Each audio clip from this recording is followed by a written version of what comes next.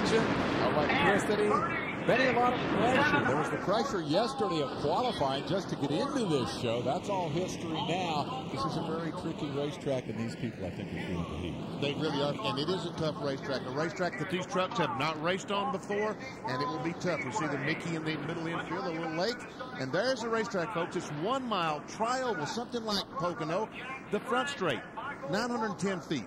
The middle straight, a little over 1,000 feet, and the back straight, or between 2 and 3, almost 575 feet. Turns 1, back 10 degrees. Turn 2, 8.5, and turn 3, 7 degrees. And folks, we're going to call this 3 turns today, not 6, but 3 turns. And they will run 200 miles here this afternoon in 2 segments, as is the tradition. And this, the 3rd NASCAR Craftsman Truck Series. There will be 2 competition yellows in the first segment, lap 45 to 55, and in the second, 145 to 155 to refuel the trucks. The halfway break will be 5 minutes. They get 2 sets of tires. They'll change at the midpoint. Over $500,000 in prize money on the line. And as it notes, the race may not end under caution. And that's a rule that I particularly like that they have brought to the NASCAR Craftsman Truck Series. An impressive starting lineup. We mentioned that we have 10 rookie drivers in the field. That is a measure of the new talent coming into this series. Let's go ahead and take a look at the starting grid. Jack Sprague with his 4th career pole, 3rd on the mile ovals in the Chevy, alongside Michael Waltrip over from Winston Cup in the MW Windows Ford. Back in row 2, the defending champion of the NASCAR Craftsman Truck Series, Ron Hornaday, and Toby Porter, rookie, qualifying 4th. Porter, of course, crashing in qualifying. We move to 5th starting spot. Kelly Denton up from the ARCA ranks, and Bob Keselowski, the veteran, with a lot more backing this year from Dodge. On the inside of row 4, we just talked to him, Kenny Irwin Jr. and Joe Nemechek, Winston Cup regular on the outside. You've met the graduate of All-Pro in motorcycles, the first woman to saddle up a truck, Tammy Jo Kirk in the lovable Ford, Michael Dockett in the Dana Corporation Dodge. And Dean Roper's boy, Tony Roper, on the inside of row 6, and Rich Bickle and Darrell Walker on the outside. Jimmy Hensley jumps into the truck that Bickle drove last year, driving for Richard Petty in 43, and Curtis Markham, the Busch and Busch North veteran. And on the inside of row 8, Chuck Bound. That's Jack Roush's truck. And Joe Ruttman, his teammate, the other Roush truck on the outside. Lance Norick, the pride of Oklahoma City, Oklahoma, alongside Butch Miller, who hooks up this year with former driver, now owner, Walker Evans. And Phil Elliott protege, Ron Barfield Jr. on the inside of row 10, and Rick Corelli out of Denver. Jay Sauter says, I'm not here to fill Skinner's shoes. I'm here to make my own footprints. He'll be in the black number 3 alongside Kenny Hendrick from California. And in Carl Wagner's truck, Bobby Goddard and Rick Crawford, the all-pro driver, on the outside of row 12. One of the 5 fastest trucks from the get-go, but qualifying 25th. Mike Bliss disappointed with that. He's alongside last year's Rookie of the Year, Brian Ruffner. On the inside of row 14, Charles Hardy's truck, Lonnie Rush Jr. and Dave Resendez, 3-time winner in 1996. West Coast veteran Dan Press is hooked up with his old friends at Spears Manufacturing to drive number 75. Joe Nemechek's little brother John is number 8. And the last row qualifiers, Randy McDonald, car 0, and Stacy Compton out of Virginia. The provisional positions go to Doug George, who has a 3-race deal to start the season. Alongside him will be Toby Butler, and Butler replacing Bob Brevac after an incident in qualifying for Butler. He still gets into the show. Boris said driving for Ernie Irvin, and Kenny Allen rounding out your starting lineup. 36 trucks made the show. A lot of notable drivers went home, including Felix Giles, who was hoping to be the first African-American driver in the series. Shane Doles from ARCA, Randy Tolsma from USAC, Tony Raines, the ASA champion, Darren Brassfield, the former 24 Hours of Daytona winner, and Mark Kinzer, the World of Outlaws champion. None of them made the cut. It was tough to make the field here today. We have 6 onboards today. We'll be riding along, Boris said, in the Federated Auto Parts Ford. A great road racer driving for Ernie Irvin. Here's Mike Bliss, twice a winner last year in the Team ASE Ford. Ron Barfield, the Super 8 Motel Ford, owned by Bill Elliott. Elliott will be watching those pictures today for sure. Jimmy Hensley getting a new ride for this year and excited to be in the Cummins engine Dodge. There's Rich Bickle, the Sears Die Hard truck. And Joe Nemechek's also going to have the onboard camera with Bell South Mobility. Number 87 for Nemechek. Finally getting a chance to race close to home. We are set to kick off the 1997 NASCAR Craftsman Truck Series. Jack Sprague brings the field down to the green flag. Now, we've seen these cars practice side by side. Can they run true abreast? We'll find out.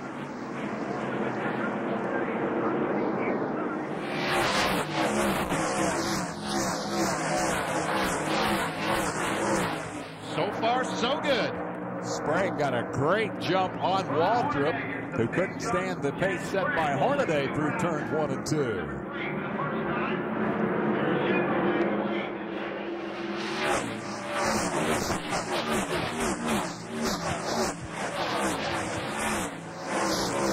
can see the force that the cars go, the trucks actually go by the camera, because the camera would move as these trucks went by. There's Nemechek on the inside of Keselowski trying to take a spot away. That's Nemechek in 87. Bob Keselowski in 29. Onboard camera with Nemechek, the precision gear on board. Easy for you to say, Benny. That green truck, of course, is Kelly Denton running fourth. This is Jay Sauter in his first drive for Richard Childress, and that's number 32 that he's chasing, Kenny Hendrick from the West Coast. Kenny cut his teeth in midgets and sports cars. He's the twin brother of the late Kara Hendrick, and in hot pursuit of him, and number 14 is Rick Crawford out of the All-Pro ranks. Crawford said it's a brand new truck. Just completed a couple of weeks ago or last week by Mike Laughlin. You see Saunders, he tries to get closer and closer to the front. Meanwhile, a battle right in front of them. That was Barfield that he's chasing, and I see some too wide racing through that first and second turn. You can get yourself in trouble in a hurry if you run too wide. The 31 is Raines. His dad, the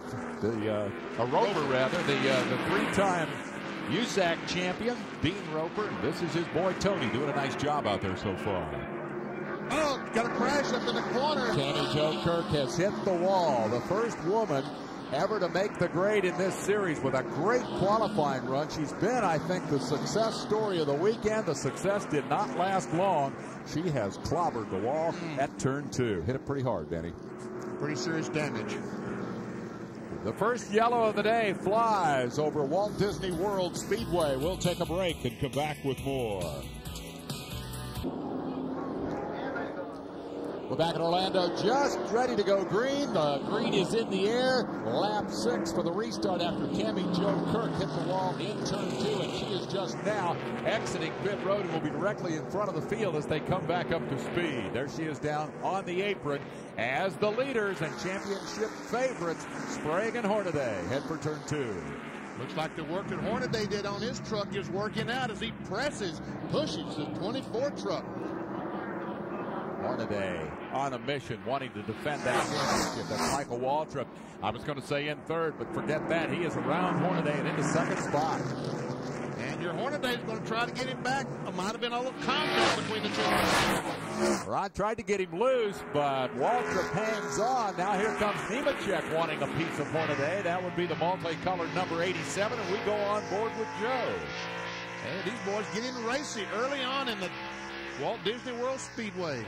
It's an interesting racetrack. It looks wide. The drivers will tell you it is in fact narrow, and passing opportunities at a bit of a premium. And Joe Rudman goes on the inside of Kelly Denton. Kelly is awfully high in that green truck, number 30, and loses 3 spots. And right behind him, Keselowski had no place to go and also dropped backwards.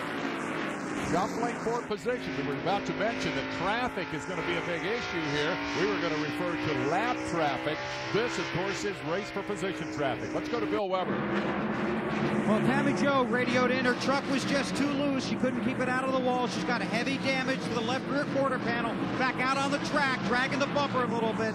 She may be back in, but this team really disappointed. They were really hoping for a great start to the season here at Disney World. Well, how long is it going to be before one of us calls number 98 Butch Miller? I will not be the first to do that. That is Kenny Irwin Jr., and he is running in 7th spot. And following him is Rich Bickle in the number 17. We've got Spinning Trucks. That looks like Dan Press on the right-hand side of your screen. That would be the Spears number 75.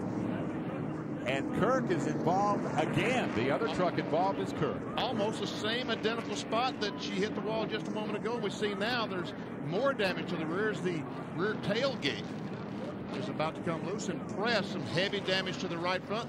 Let's see if we can tell what happened up in turn 2. This is turn 2.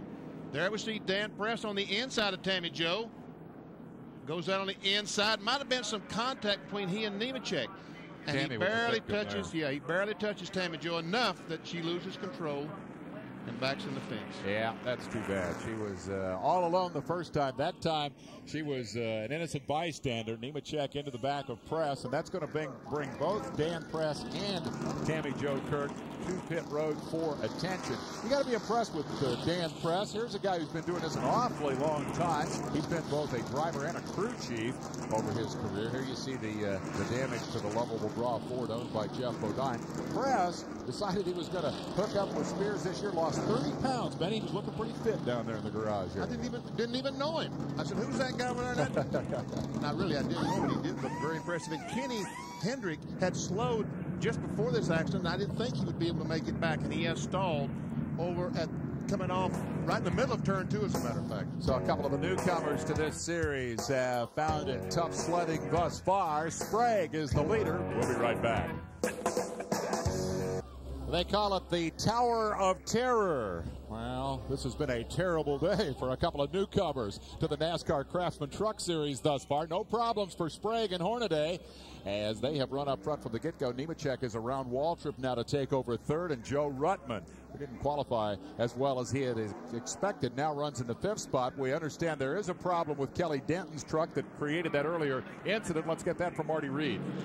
Yeah, guys, they are really frustrated down here with Kelly's operation. They qualified 5th, but the Bristol, Virginia 23-year-old has got a miss. He's only on 7 cylinders. He just can't keep the pace. Bill Weber, what do you got? Well, Tammy Jo's been here and left. She has substantial damage now to the rear of her truck. Meanwhile, Dan Press sits in his truck on pit road. And don't forget the 20 truck. Butch Miller's also dropped a cylinder. He's on 7. Butch Miller's had a tough time here. They were reasonably fast. Challenged the top 10 through most of practice, and then crashed in the final practice session due to a motor problem. Now they've lost a cylinder. We kind of glossed over Ruttman there, Benny, but that's been an impressive performance so far for that number 80 Roush truck. I hope to tell you, started in 16th spot and already up to 5th position. He is one of 2 drivers who expected to qualify much better than they did. The other one was Mike Bliss. So far, Bliss has picked up 4 spots. Let's take another quick look at that earlier incident. This is on board with Boris said.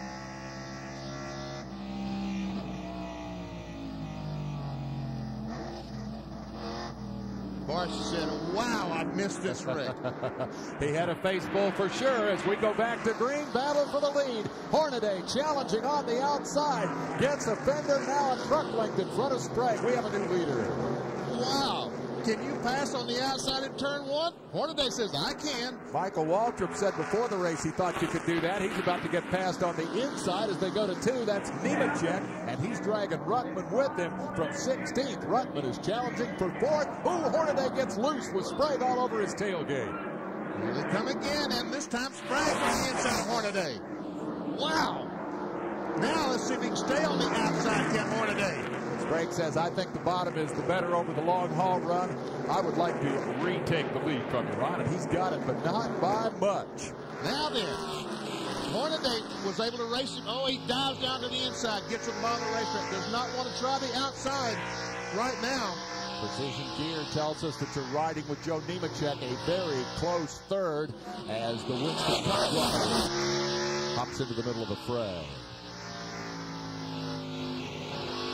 Good racing, and basically what we expected in one regard, Benny, that is Sprague and Hornaday to be tough, but believe me, the challengers lined up behind them are certainly in the mix for the lead here with Nemechek and Ruttman right there. Ruttman's probably the fastest truck out there right now. He just might be. We didn't expect to see this much passing at this racetrack because it's a very difficult racetrack. When these trucks tested in December, about 10 of them crashed, went home in a wad. We did not expect to see passing, especially this early on. But look, Michael Walter has already moved up the racetrack trying to find a better groove.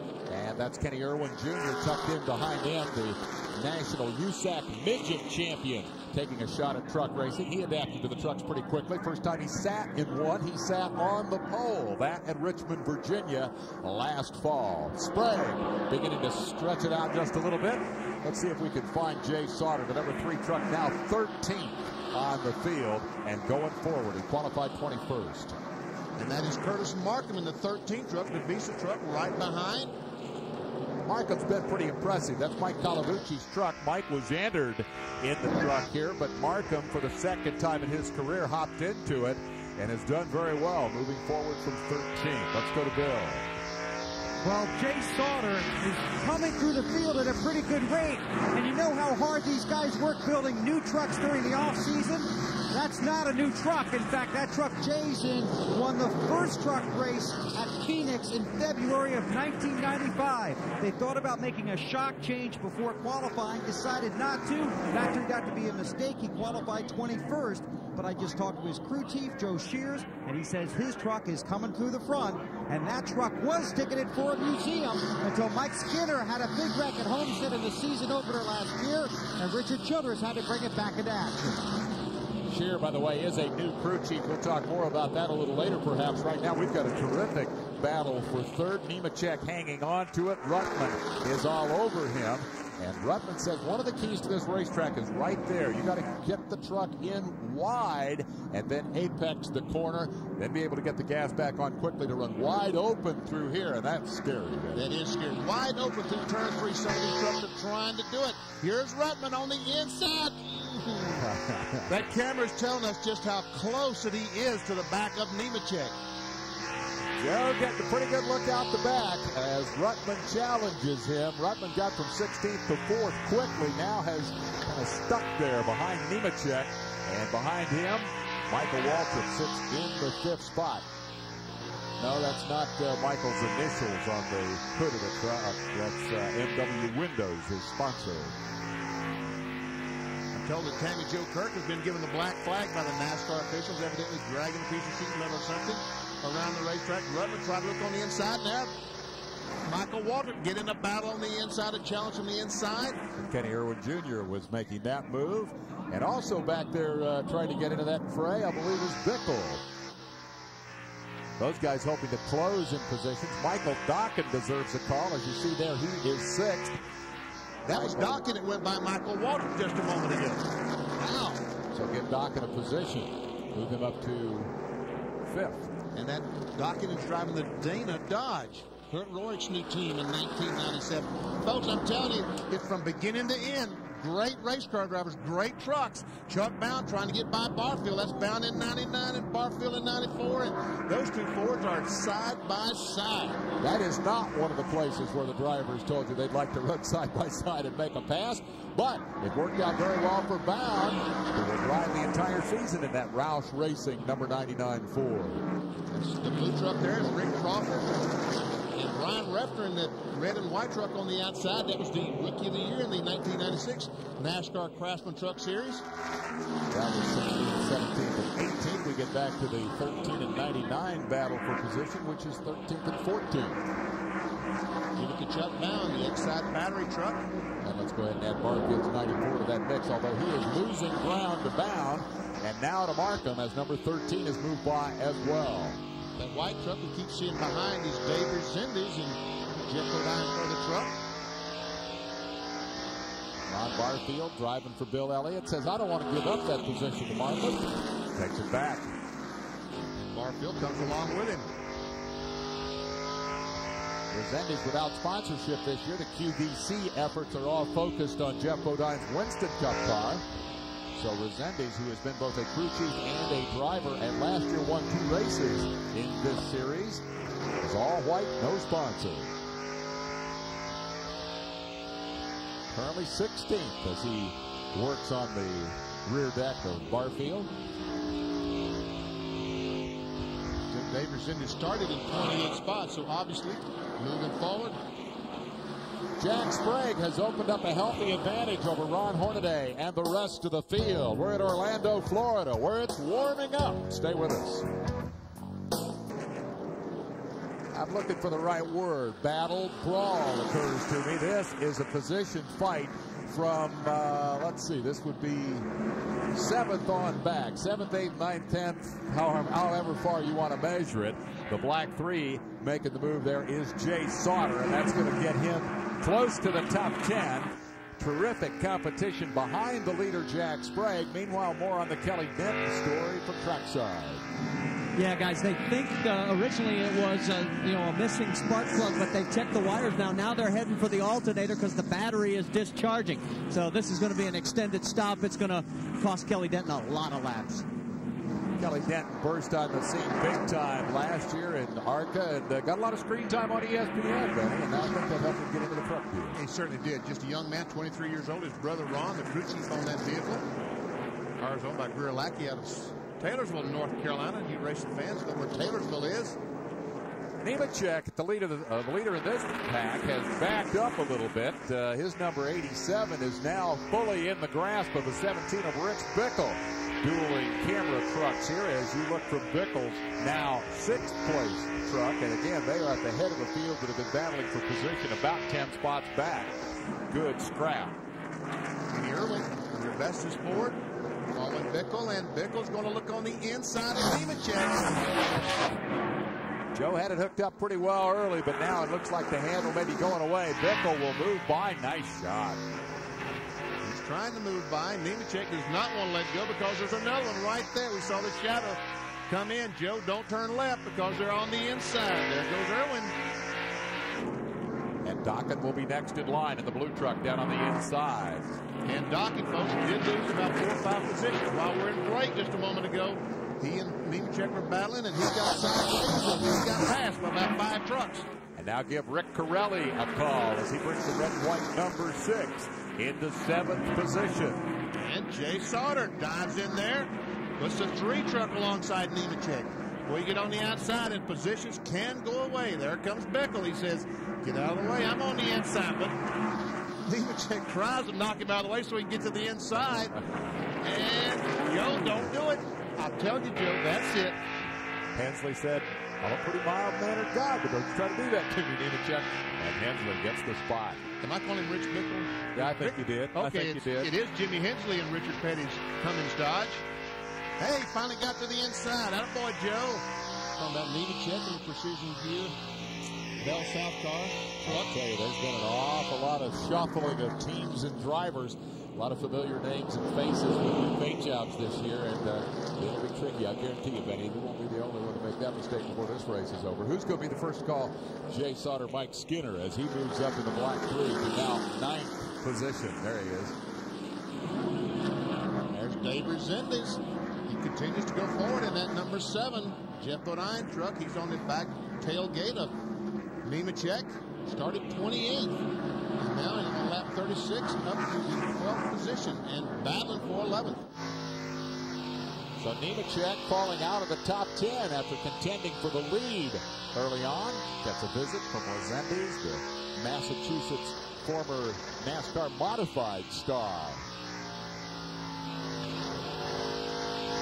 Resendiz, of course, won the series opener a year ago, also here in Florida. Different racetrack, further south, down at Homestead. Came from 10th, won the race. And looking to come off the corner, turn it left and accelerate. Has position. If he can win it here, that would help put some sponsored paint on that number 7. Nemechek trying to stay as close to the preferred line as possible and perhaps to intimidate a little bit, but Resendiz is not intimidated at all. Nemechek. Oh, man, that's close. Side by side all the way around. Chuck Bounce said, I'm going to get up here and push Resendiz on by, and we'll get on with this. And the number 90 or 29 of Keselowski will be next in line, then Barfield. A great battle. That's 11th, 12th, 13th, 14th, 15th. They're all in a big wad. Ooh.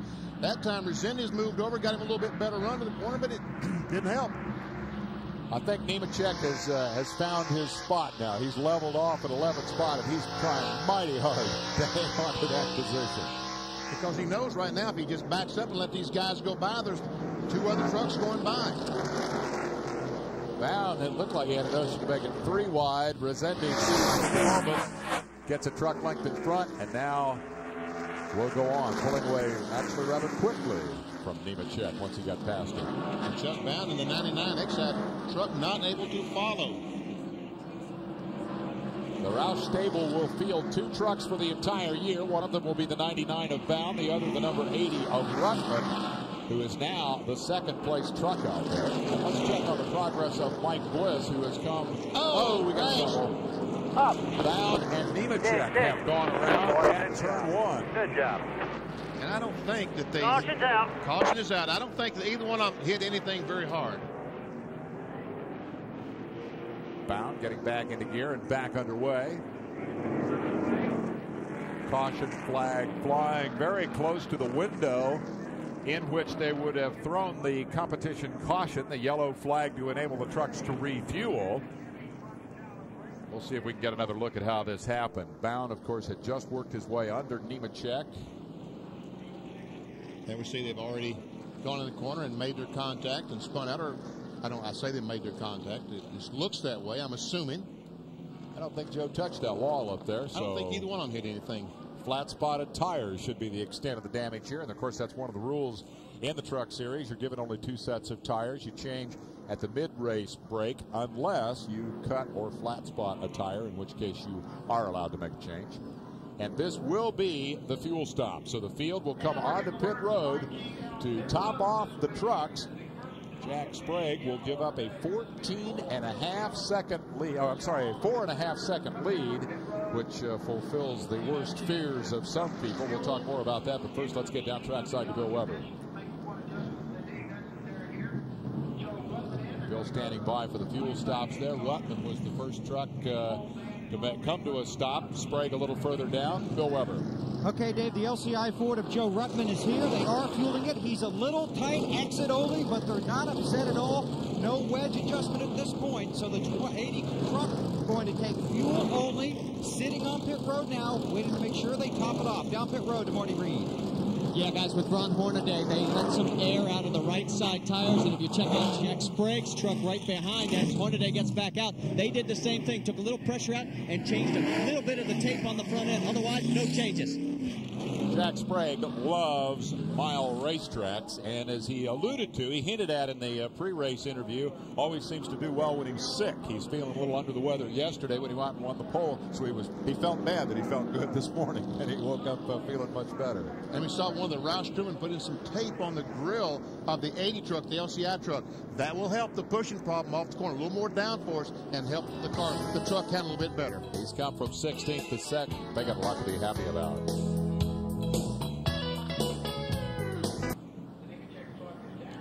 We be blimping here as the Craftsman Truck Series opens at Walt Disney World Speedway. The overhead shots coming from the Goodyear Blimp Stars and Stripes. Captain Jim Maloney from Vienna, Virginia, who's in the gondola there and helping our crew to provide the pictures as we come back to a green flag in the 1997 Series opener. Sprague, Ruttman, Hornaday, no change up front. Nemechek in the Bell South truck made a pit stop. I guess he flat spotted the tires when he spun there. He stopped, changed 4 tires, and did in fact lose a lap, but you can lose a lap on the competition yellows.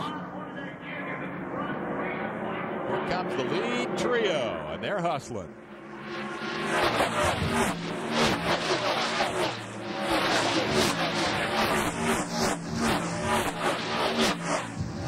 Michael Waltrip in 4th spot. Truck number 1 reported a little loose before that stop. They tightened it up a bit. Same report on Sauter's number 3, which has now moved into 9th position. And we've got trouble for John Nemechek. He clouts the inside Armco and does substantial damage to the Cintas Chevy.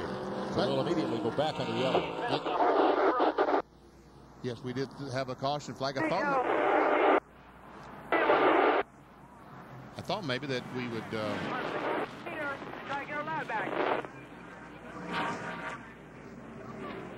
Hard to make out the radio traffic there, but I wonder if that wasn't Joe trying to take advantage of John's misfortune there. This was a black flag penalty for the 99 of Bound, who is reported to gain positions under the yellow, a violation of the rules. He'll go to the tail. I would guess that the 8 truck made some contact with Lance Norick in the 90, because if we keep this camera right there in just a moment, the 90 car truck is going to go by dragging the rear tailgate. There he is. Just trying to get us a better look at that sponsor logo, I think. That is Lance Norick, whose dad is the mayor of Oklahoma City, Oklahoma. Get all the details by dialing the number. That's the only information you want to know about Lance Norick right there. You got it. Not serious damage there. Take another look at how this developed. No, I guess he was on the inside of Rick Crawford and just simply tried to come off the corner. And in the outside wall, he will come across. And I guess here's where he gets the, Lance Norick gets the tailgate knocked off and some contact with the inside wall from John Nemechek. There was a moment there when Big John thought he had her saved. Oh, that was not the moment. that was definitely. There's John surveying the damage, trying to figure out if he can get back in the race. Well, tough day for the Nemechek brothers. They bring out 2 consecutive yellows. We'll be right back. Let's give a quick call to Boris Said. Boris qualified badly here. Had worked his way up to 21st spot. Spun under the previous caution, or just prior to the previous caution for Nemechek, and fell back to 26th spot. Boris has now come down pit road and has a little damage on the front of the truck, but he's going to try to salvage something out of that. That, of course, is Ernie Irvin's truck. He's the 3rd different guy to drive it in 3 years. Ernie and Mark Simo are the owners of this truck. There's the driver, Boris Said. Big, tall guy, goatee, beard, road racing star, adapting to the ovals. And he says, watch out. We get to Sears Point, Watkins Glen, I'm going to be a bad cat. Chuck Bound at the back after a stop-and-go penalty because he gained positions under yellow. Well, let's see. We are still under caution. Let's see if he did. This was on the green flag racing. When he spun, he and Joe Nemechek spun.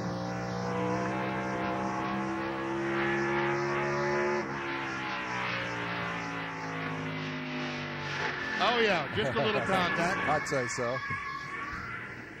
We didn't see that contact from the camera up high, but it was pretty evident right there. This is from Barfield's camera looking at the same thing. Barfield just drove to the grass.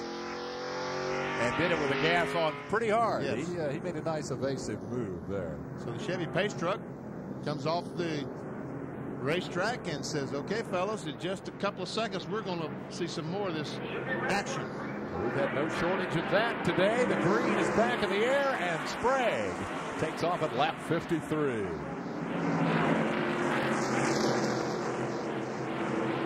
Lap traffic down on the bottom. That's one concern.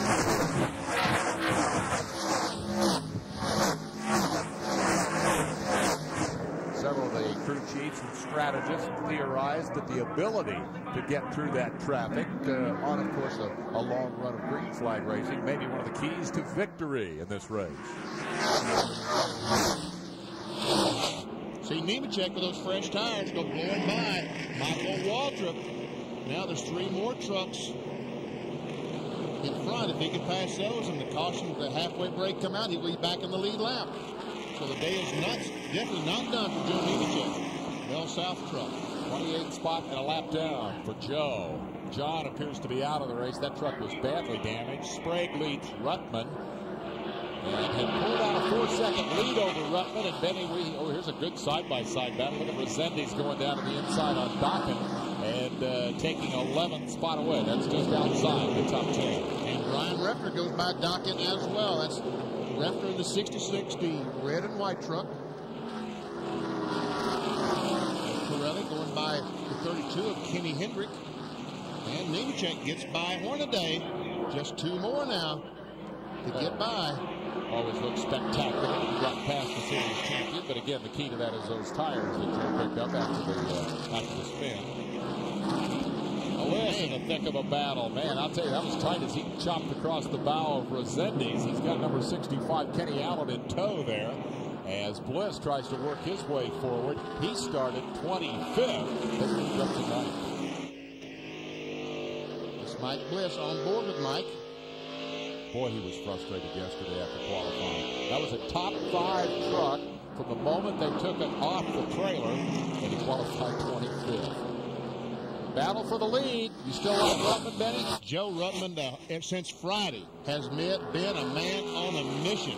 Every time he goes on the racetrack, he went on the racetrack in practice, he looked like he was trying as hard as he possibly could. Looked like he was qualifying every lap. I said, ask Jack Roush this morning, what's got into Joe Ruttman? He just smiled.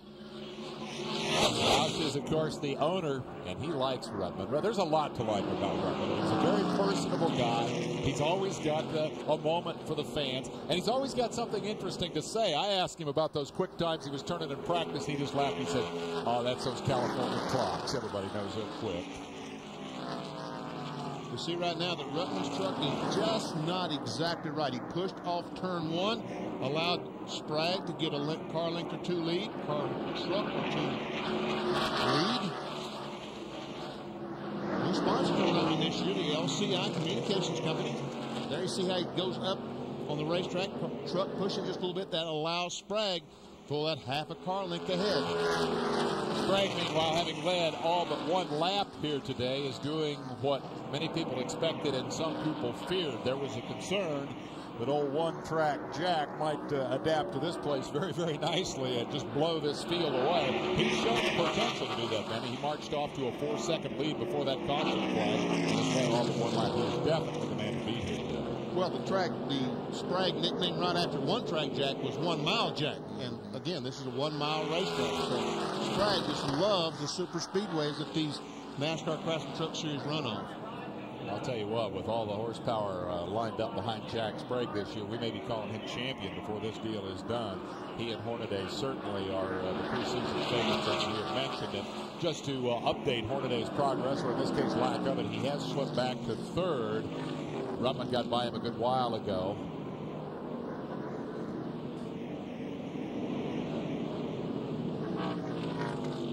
Field working their way through. Yeah, see, there's the 18 truck with Doc, and it looks like something has happened to the truck. I saw him slow down the backstretch, and he's back to 18th or to 16th spot. Marty may be able to tell us why. Well, a couple of things. Take a look at the front end. He's got an aerodynamic problem, and they're saying that the truck is pushing badly. Then they let some air out of the tires during the break, and nothing's helped, and the thing is just a handful. Looks like he's beat up. Let's see if we can figure out why that happened. oh, contact between those two, and they both go. Now he has more damage to the front. Yeah. Oh. And almost a bunch to the back. Caution, turn 1. Knocking with the big loop will bring the yellow back out. And Michael Waltrip has spun down at turn 3. Now he's going again, but he had spun, was sitting in the middle of the racetrack. Doesn't look like any damage to the MW Windows Ford. Simul spins at opposite ends of the speedway, put us back under caution. And it has been an incident-marred event. None of them terrifically serious. Let's go back and recap the history of Michael Dokken here. Now, this is before the incident you just saw live, and this was moments before. And this is what Marty was reporting on. Close call and a bit of damage as a result of that. That's Lonnie Rush in the 35, the ortho truck. Now, that's when I saw him slow on the racetrack. I thought he had a cylinder missing or something because he had slowed dramatically. Dropped back to 18th. Marty Reed reported on what happened. Comes up alongside Boris Said and clunk. And around they both go. He tried to save it, but they couldn't, and they spun. Was that McDonald, I think, that shot the gap in the middle there? 0. There we see what the Kirk on the bottom. Joe goes by down pit road. Dokken. We'll take one more look at how this happened. Now, the damage on the right front of the 44 set is from the earlier spin. There's some contact, and they both spin. And there was Lance Norick. You know, Paul Norick has been in the middle of everything so far. He's had a pretty good view of the action here today. And, of course, while this was all going on, that big cloud of smoke at the other end of the speedway resulted from this spin by Michael Waltrip. Then we see the 17 Rich Bickle. And look, that's Hornaday that goes around. The defending champion. That's where all the smoke came from. And poor Michael goes in there with nowhere to go. What's going on? He don't know what's going on.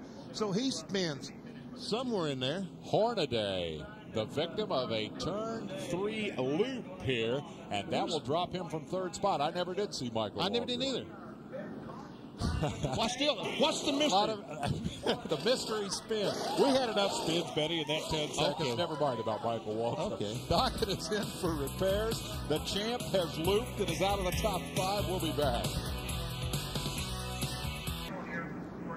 The NASCAR Craftsman Truck Series for 1997, opening here at Walt Disney World Speedway. And my assessment, Benny, having seen less than half a race here thus far, is that this place generates a great deal of action and excitement. Wow, it's just been exciting so far.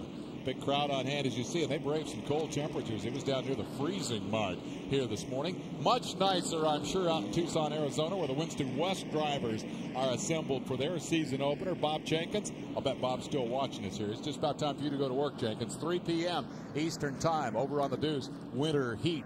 Benny Parsons didn't get much of a winter off because he'd been working every weekend. But now, Benny, you really get the sense that the big league season has kicked off. We're heading for Daytona. This is serious stuff now. The season has started. And Gary Collins from Bakersfield, Marion's son, the promoter up at Mesa Marin, is on the pole for the Winston West race that will take place at 3 o'clock this afternoon, ESPN2. It's been so exciting out there. Get that split screen going. Got a little debris on the racetrack. That is why we are still under yellow. The track otherwise ready to run. I don't think that was bound. They just missed the debris here. Chris Morgan, the flagman, has the yellow in hand. Hey, I think the mystery has been solved. I've been told in my ear that the mystery has been solved. Upper right, let's see. There we see Bickle come through the corner, and there's Michael backing around. He did, in fact, spin up, folks. See, I wasn't imagining things. He didn't imagine that. He got into oil, we were being told. Hornaday had spun in front of him. He couldn't see the oil for the smoke. So 4 trucks did indeed spin in the span of about 4 seconds there, and it has rearranged the lineup only a little bit because Waltrip comes out of this in 6th spot and Hornaday in 9th. They didn't lose a whole lot of position because the yellow was in the process of coming out. We'll be right back. Racing is just one of the things they do at this 30,000-acre complex known as Walt Disney World. They also play golf here. In fact, there are 99 holes of golf on 6 courses, and one of them is Lake Buena Vista. And as the crow flies, it's a little over 3 miles from here, and the reason you care about this is because right after the race, we're going to head over there on ESPN and bring you the LPGA Tour action, the Health South inaugural from Walt Disney World. So ESPN's all over this joint today. I'm telling you, Benny. I didn't get to read this morning's paper. Maybe later on we can put a graphic up that tells who's leading over at the did I see Nancy Lopez was racing? You're into that racing, golfing over there? Golf stuff, aren't you? You're a serious golfer. Right now we are under a serious and extended yellow. They are spreading the speedy dry through turn 2, and if we put 2 and 2 together, we might wonder if that might have not have contributed to all the excitement that we saw up there a few minutes ago. Now the next mystery is whose oil was it? Now here's the field summary, and you can take a look in parentheses on the right side of the driver's name is where they started. Look at Ruttman. Started 16th, is currently up to 2nd. Bickle started 12th. So the front row, Sprague is still there, but you see Michael Walton, the outside pole hitters, moved back to 6th spot. Corelli's certainly going forward, as is Sauter. Bliss has improved a lot of spots. We've got some pretty good charges going here today. You've either got it figured out or you don't. As we move further back in the field and pick up some of the tough luck stories of the day, Joe Nemechek had challenged for the lead before he was involved in an incident that left him spinning, and he is now a lap down. Take a look at the end of the field. I want to tell you a quick story before we get back to green here. One of the guys who didn't make the show is Darren Brassfield. He drives for Bricks Racing. Harry Bricks is very serious about his sports car racing, his IndyCar racing, and now about truck racing. They got the deal put together very late. They came here with no testing, still putting paint on the truck. Didn't make the show. So what does Harry do? They loaded the truck up. He got on the phone. He rented Lakeland Speedway yesterday afternoon and went and tested. They went straight from qualifying to Lakeland, and Harry said, I missed it today. We're not going to miss it again. That man is dedicated to putting Darren Brassfield in there. Tested yesterday afternoon. Wow.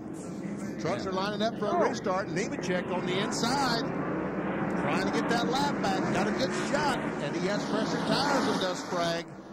And Sprague wisely decides to let it go. So Joe's back on the lead lap and looking for a caution. Sprague got a pretty good jump there on Ruttman. If he can stay there, there's going to be a caution flag at lap 100 because these NASCAR Truck Series have a break, a 5-minute break at halfway. The next truck in line, the green, is Kelly Denton. Remember that he'd been on 7 cylinders earlier, but they've got it fixed now.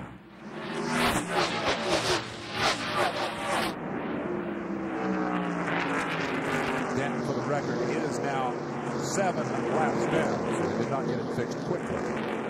Rich Bickle is the next truck in position. He is third. And that's the number 17.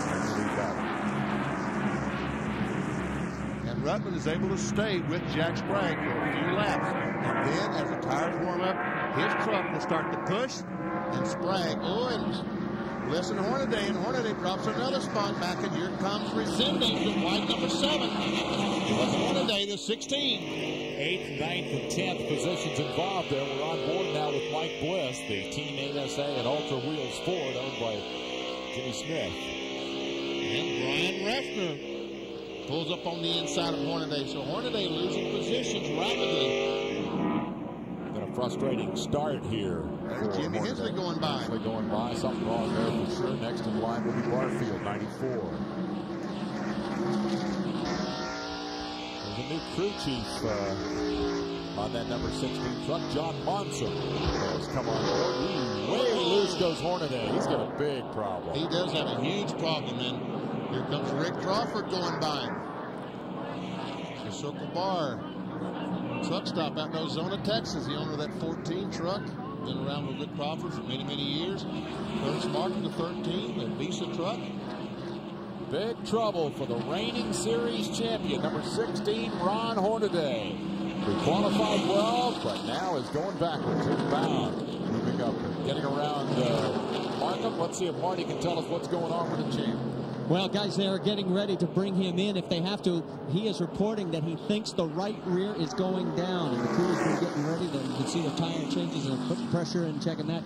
So we'll keep you posted if he comes down pit lane. Saw Markham go high, go low. I think part of that was looking to get around Hornaday, and the other half was hoping that he could duck if something went wrong and that Hornaday truck turned around. You saw the pit crew waiting. The series champion, Ron Hornaday, has slipped all the way to 14th position and will lose more as he's headed for pit road shortly. Well, there's another position going by the wayside as Butch Miller in the 20 truck pulls alongside. This is Walker Evans' truck. Walker has decided not to drive this year, turn the driving over to Butch Miller. And they've also switched from the Dodges to Fords. And there's Tony Roper in the 31. That's Bob Breback's truck. That ought to be a good marriage. Right behind him is a kid that deserves a call here for sure.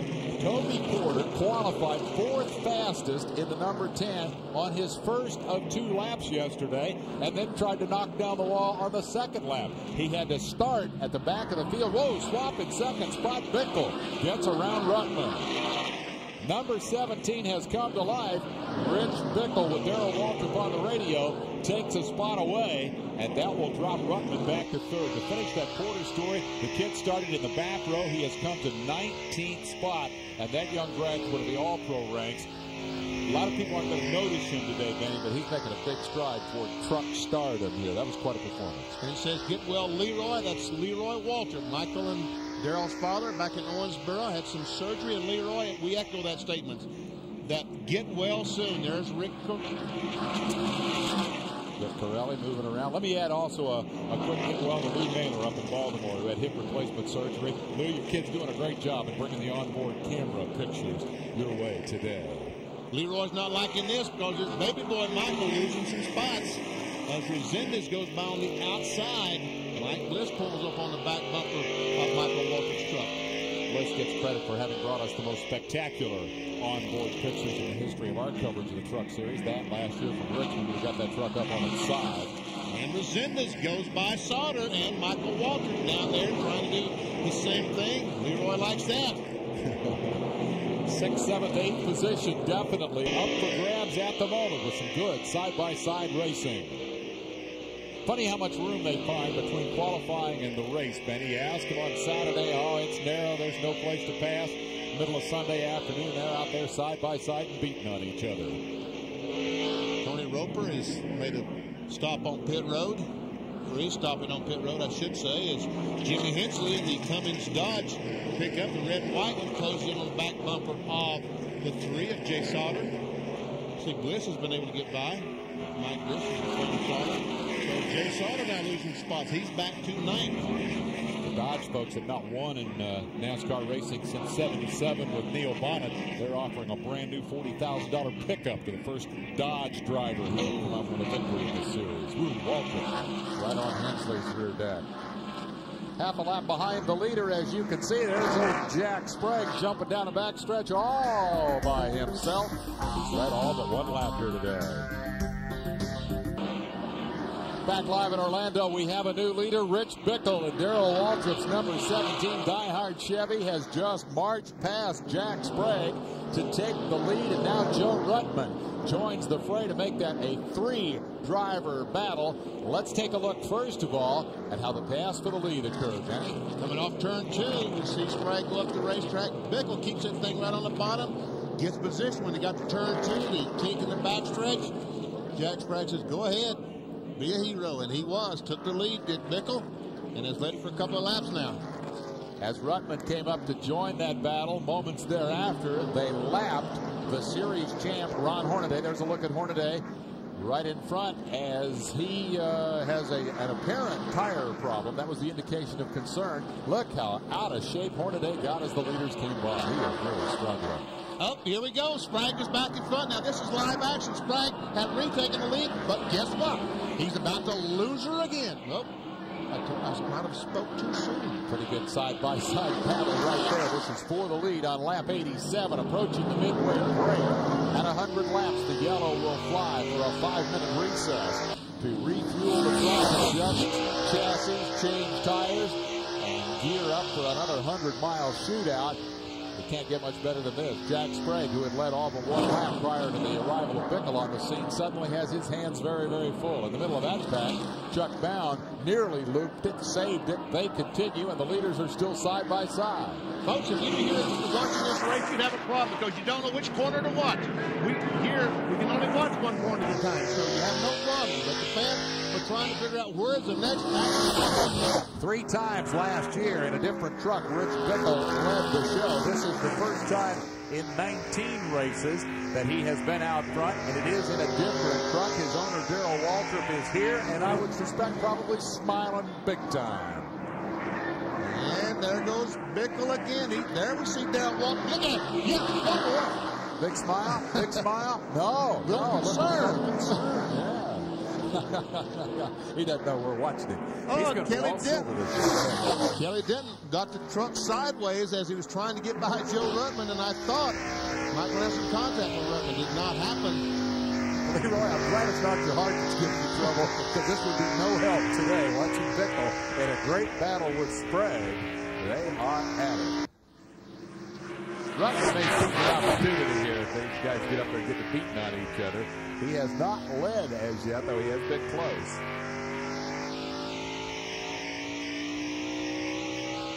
Meanwhile, they lost, what, 3-4 truck lengths? Yeah. Joe Nemechek, once again, was a lap down in the Bell South truck. He has passed these guys and is now Bush Miller going by Jay Sauter. That's Bush in the white number 20. That's battle for 7th spot. They're going to catch up here with Michael Waltrip, who is 6th, and Butch, who's had a real roller coaster ride, goes zipping by to take that position away from Waltrip and move inside the top half-dozen trucks here. Butch didn't qualify all that well, then went out in the final practice section. The oil pump locked up and put him into the wall. They were able to fix the truck. They do not have a backup, and he has now marched into 6th position. Good run today for Butch. This is for 2nd spot now as Bickle manages to stabilize that interval at about 5 truck lengths, and Jack Sprague starts racing in his mirror. Ruttman is there. And Jack Sprague, the driver's meeting this morning, was concerned about tire wear. He said that his tires were wearing on the right side. It's some concern. So maybe Sprague had just simply backed off and trying to see what the wear is going to be like at the halfway break, something that our guys are going to check and see if there is a problem with wear on the 24. The other guys said they have not seen a problem. In that Ford versus Chevy battle, Joe Rudman just marches by Jack Sprague, who has definitely slipped off the pace. Yeah, and it looked like Kelly Dent was going by. Ooh, big crash for Michael Waltrip. He clouts the inside wall along the front straightaway, hitting pretty hard with the left front. For the second time today, Waltrip involved. But he started with the right front. He made some serious damage, contact with the outside. Looks like the right front tire might have gone away and hit the outside wall, and then the truck came down and hit the inside wall, and we see it has knocked an oil line or a fuel line off, a little fire under there. We just hope that we'll see Michael crawling out, but very slowly, yes. Well, another mixed bag for the brothers here, because as Bickle leads driving Darrell's truck, Michael is out after a pretty good sized wreck there. Let's see how this happened. Goes down the corner. We see the right front just go away and in the wall. Man, hit hard.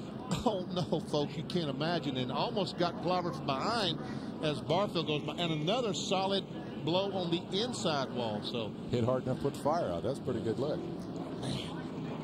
He's run one other truck race, that a fourth place finish at Vegas. Take a look at this hit. Brutal hit. Straight in the wall. It was an ugly angle of attack, but Michael appeared to be okay. Climbed out under his own power, a little shaken. And no air in his body. When you hit a wall like that, you just lose all the air inside. And there we see Darrell Waltrip walk down and said, "You doing all right, bud?" And Darrell tells a heart-rending story of that incredible wreck at Bristol when Michael hit the wall so hard and said, looked down in that cockpit knowing what he was going to see, and little brother looked up and said, "Hi, Darrell." He's okay again today. The crew a little unhappy. A lot of damage to fix there. We'll take a break and be back with more. Everybody who comes to Walt Disney World has a lot of fun, including the race car drivers.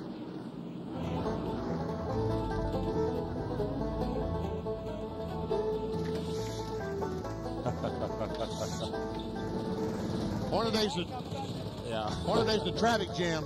Read the sign. Do not guys. strike. Yeah, right. How'd you like to be that poor innocent guy who just came out here to take the little ride, didn't know these guys were showing up? Hey, give me another shot at him. Ty Norris giving them the checkered flag. We won again. Happier day for Ron Hornaday on that was actually on Friday, or actually on Thursday, I guess. Things have gone downhill since then. He has developed an apparent tire problem that has dropped him a lap down here. He's now 23rd on the field. He held on, hoping that he could at least stay on the same lap until the halftime break. Failed to do that.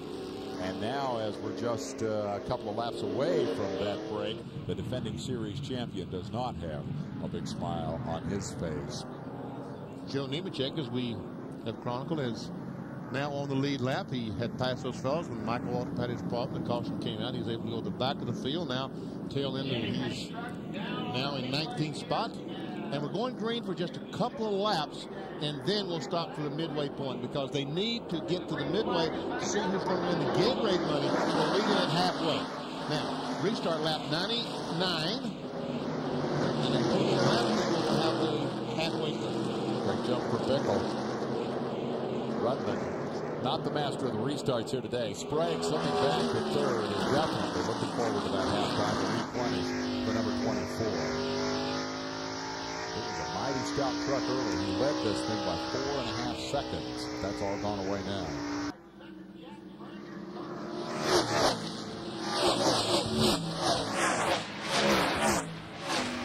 And we see that Sprague is struggling to finish his 100 laps. Once again, that other green truck back there with Sprague is Denton, though he is 7 laps down. They've not fixed that truck. And he's running at the same speed of the leaders, turning in an impressive drive here today. Rudman can't maintain the pace of Bickle as they approach halfway.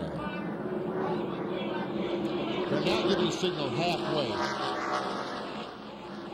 Now giving the signal halfway. So the next time by, they will, in fact, throw the red flag, and the trucks will go, and they'll have a 5-minute break to fix their problems. And I know that Joe Rudman and Jack Sprague are really looking forward, and Ron Hornaday looking forward to this break. You know, Ron Hornaday has lost a lap in his first 100. That's something he didn't do all last year. He did lose 2 laps in 1996 when he had a flat tire. That was at North Wilkesboro, and it was the only glitch in the run to the championship. The yellow is out. We are in the mid-race break. We will take a quick commercial break, come back, and put Marty and Bill to work down on pit road. Stay with us. 101 laps complete, 99 miles from the finish. The trucks are on pit road. Let's go to Bill Weber. And Rich Bickle sits in his truck. A great start to the season for you, a great race so far. You know, Darrell Waltrip had a lot of faith in me, you know, the Sears Die-Hard Battery Chevrolet. You know, we didn't have a good qualifying run. We had a good race set up, but, you know, we didn't qualify that well. But this thing come to the front towards the end. The tires stayed underneath it, and I got to thank the guys back at the shop. They did a great job, and, you know, so far so good, but we've got 100 miles to go, and that's what it's all about. Changes. Right now, you know, the truck's been tight the whole weekend. And we made a little air adjustment. I think we're going to leave the truck just the way it is right now and take this Chevrolet all the way home. To Marty Reed. We're up here with the man who was running up front for a long time, but Jack, I got an inkling that you had some tire problems. I couldn't hear you. Did you have some tire problems there? Is that why you started to fall back, that right front going away? Well, yeah, I mean, it's down past the cord. For some reason, they don't want to give us any more tires, but everybody's in the same boat. We just can't keep ours on the right front. Maybe I ran a little bit too hard at the beginning, but Quaker State Chevrolet's running awful good. I'm going to see if I can save it a little bit this time and win this thing. Sprague's going to be pacing. What's Joe Ruttman going to do, Billy? Right now he's going to have a drink of water, then he's going to talk to Jack Roush, but first we're going to talk to him. Benny Parsons says you're a man on a mission this year, and so far so good. Well, yeah, we're trying to hit the combination on it here, and you know, we're a little bit tight and then a little bit loose, and we're making just some fine adjustments. We feel we're pretty close. The tire wear is probably the biggest thing we're concerned about at this point, but Mom, I'm going to call you with LCI. I can afford it now, okay? Okay, that's Joe Ruttman at halfway. Marty Reed. Hey, of the 10 rookies, the guy who's doing the best is Kenny Irwin. Kenny, take us through it. We're just way too tight after the yellow flags. After we get about 15 laps into it, the truck works great. So we're going to work on that, and if we can get that, I think we can run with them. So you like the longer runs then? Yeah, right now we're a lot better the longer we run. Truck just pushes terrible right off the yellow flag. I got to tell you guys, there's not a scratch on the left side of the truck. I don't know what it looks like on the right side. Hey, Billy, you at the number 3 now? Sure am, Marty. He does have some damage on the left rear quarter panel. Jay Sauter getting a drink, sitting here in the 3 truck. Jay, good run for you so far. Your qualifying wasn't what you were looking for, but you're trying to carve your way up to the front. Yeah, qualifying wasn't what we wanted, but I'll tell you, this Good Ranch Chevrolet team is awesome. We're just going to keep digging, and I think we got a shot at winning this thing. What changes do you have to make here, Jay? We just need to tighten it up a little bit. We were way too loose, and guys are doing a little air pressure, and we should be in good shape. Okay, Marty with Ron Hornaday. Yeah, and actually, John Monson is talking to Ron right now. We're going to see if we can poke our head in here real quick. Thanks, John. Ron, what's going on out there? The right rear going down on you? No, I just tried to race underneath Bickle there, and it got into that oil, spun out, and when I, spun out, I just flat spotted the tires and just threw the cords. We can't say hardly anything. It's just one of them deals I got underneath and I spun out. As far as the rest of that run, though, I mean, it was quite spectacular watching you through turns 1, 2, and 3. I mean, you were holding on for dear life. Well, we got a great truck. I mean, it's just one of them deals I spun out. Michael Waltrip spun out the same oil. So that spin just flat spotted the tires. There's nothing else I can do. If it had an inner tube, it'd be on the inner tube. But Goodyear came with the tires, got enough cords underneath it where it stayed together so I can make the first 100. We're only 1 lap down. We can get it back. We take this Napa Chevrolet and see what we can do. Yeah, this should be fun, guys. I'm looking forward to it. Well, the consistent theme on pit road is the story of tires. In Hornaday's case, flat-spotted tires. For the rest of the guys, how long will they last? Big crowd in Orlando came to watch the trucks run. We'll be back and restart shortly. At the NASCAR Craftsman Truck Series opener, Walt Disney World Speedway, the Chevy Trucks Challenge. The crews never stop digging. They're working on Michael Waltrip's truck. Meanwhile, our ESPN telecast crew never stops digging either, as Michael has just come out of the medical center. We have found one more look at the incident that A, damaged the truck, and B, sent him to the medical center. First, let's go back and take a look at how this happened. Something letting go in the truck and then almost head on into the outside wall. Fire back to the inside to hit the wall again. Ron Barfield managed to dodge all that, and there you see the battered remains of the truck. Now that was, what, 15 minutes ago? Now here's what you have not seen. On board with Ron Barfield, the Super 8.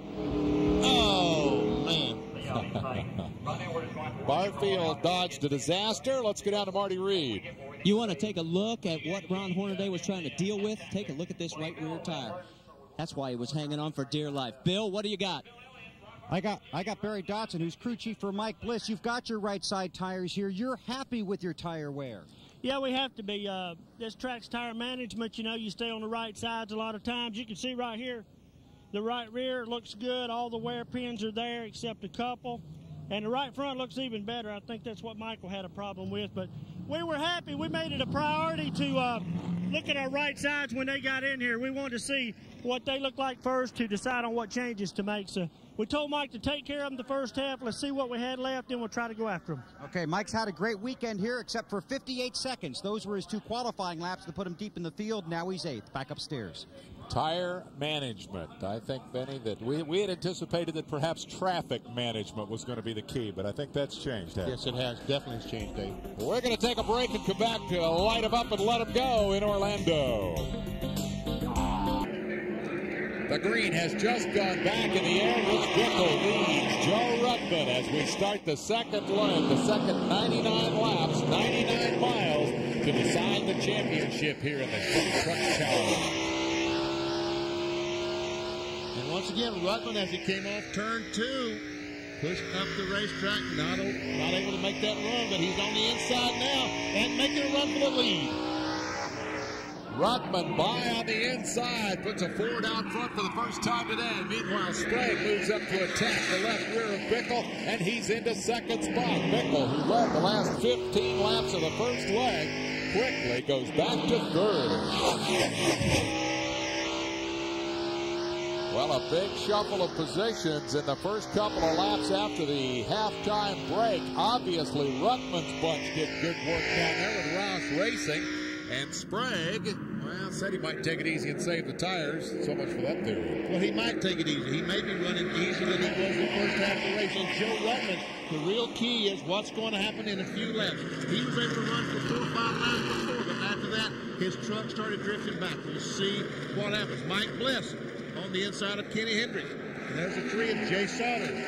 Hendrick is a lap down as Bliss moves under him. He doesn't want to let that black 3, the truck that won the inaugural championship for Skinner, get away. Sprague is around Ruttman to take over the lead. Now we'll see who's going to take it. Here comes Dave Resendez, the 7 truck.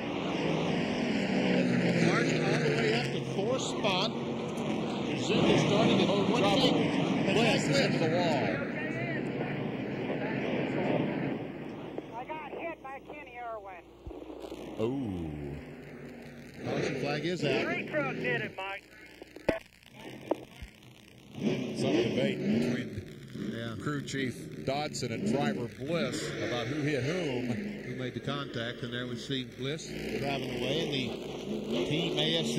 How bad is it? Back to the left side, the left quarter panel's pushed up pretty good. Spoiler's pushed all the way out. It's Eddie Threat telling Barry Dotson what kind of problem he has. Mike thought it was his old open-wheel rival Kenny IRWIN Jr. that made the contact.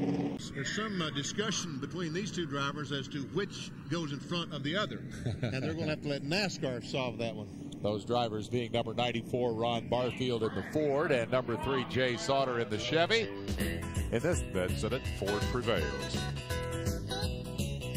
The green has just gone in the air. Ron Hornaday, first truck on the lead lap, jumps in front of the race leader, Jack Sprague, and that's the battle as they head for turn 3. Hornaday trying to stay on the tail end of the lead lap. Sprague trying to put him a lap down. Ruttman back there taking a look at the settings up there.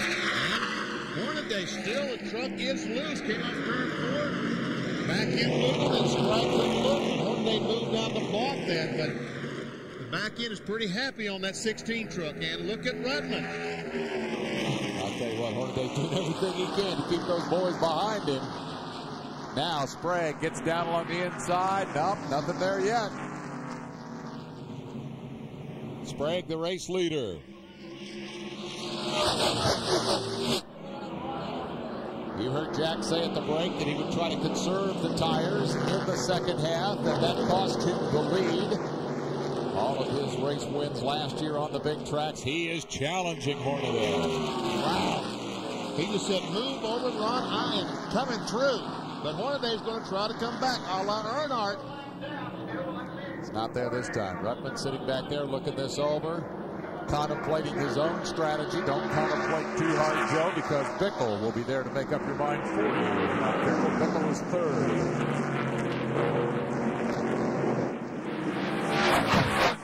Let's finish the Michael Waltrip story as we go to Bill Weber. And first of all, you're all right. Yeah, I'm fine. I certainly feel like I've hit something pretty hard, and looking at the truck, that's the case, but we'll be okay. Any idea what happened? I know exactly what happened. It was dumb on my part. When I spun out, it flat spotted a tire, and I felt it shaking. I should have pitted, and I didn't, which was stupid, but I guess not knowing the rules, I didn't know how many laps they'd put me behind or whatever for changing tires, and I stayed out, and probably cost us about 50 grand, but learned a valuable lesson, as they say. Okay, Leroy, your boy's okay. Michael Waltrip crashing out of the race. Consider that Ron Hornaday had exactly the same problem, did elect to stay out. But look at Bickle. The leader at the halfway is dropping back. Butch Miller, the 20 truck, just has gone by and moved into the 5th spot. Put Bickle back to about 5th or 6th. Bickle said the truck was tight, but that they were going to leave it that way. And apparently that was not the correct decision. Hornaday, determined to get that lap back, continues to harass the race leader, Sprague. Ruttman looking on. Resendiz coming on. Dave Resendiz was, I believe, 7th at the break. He's moved to 3rd now.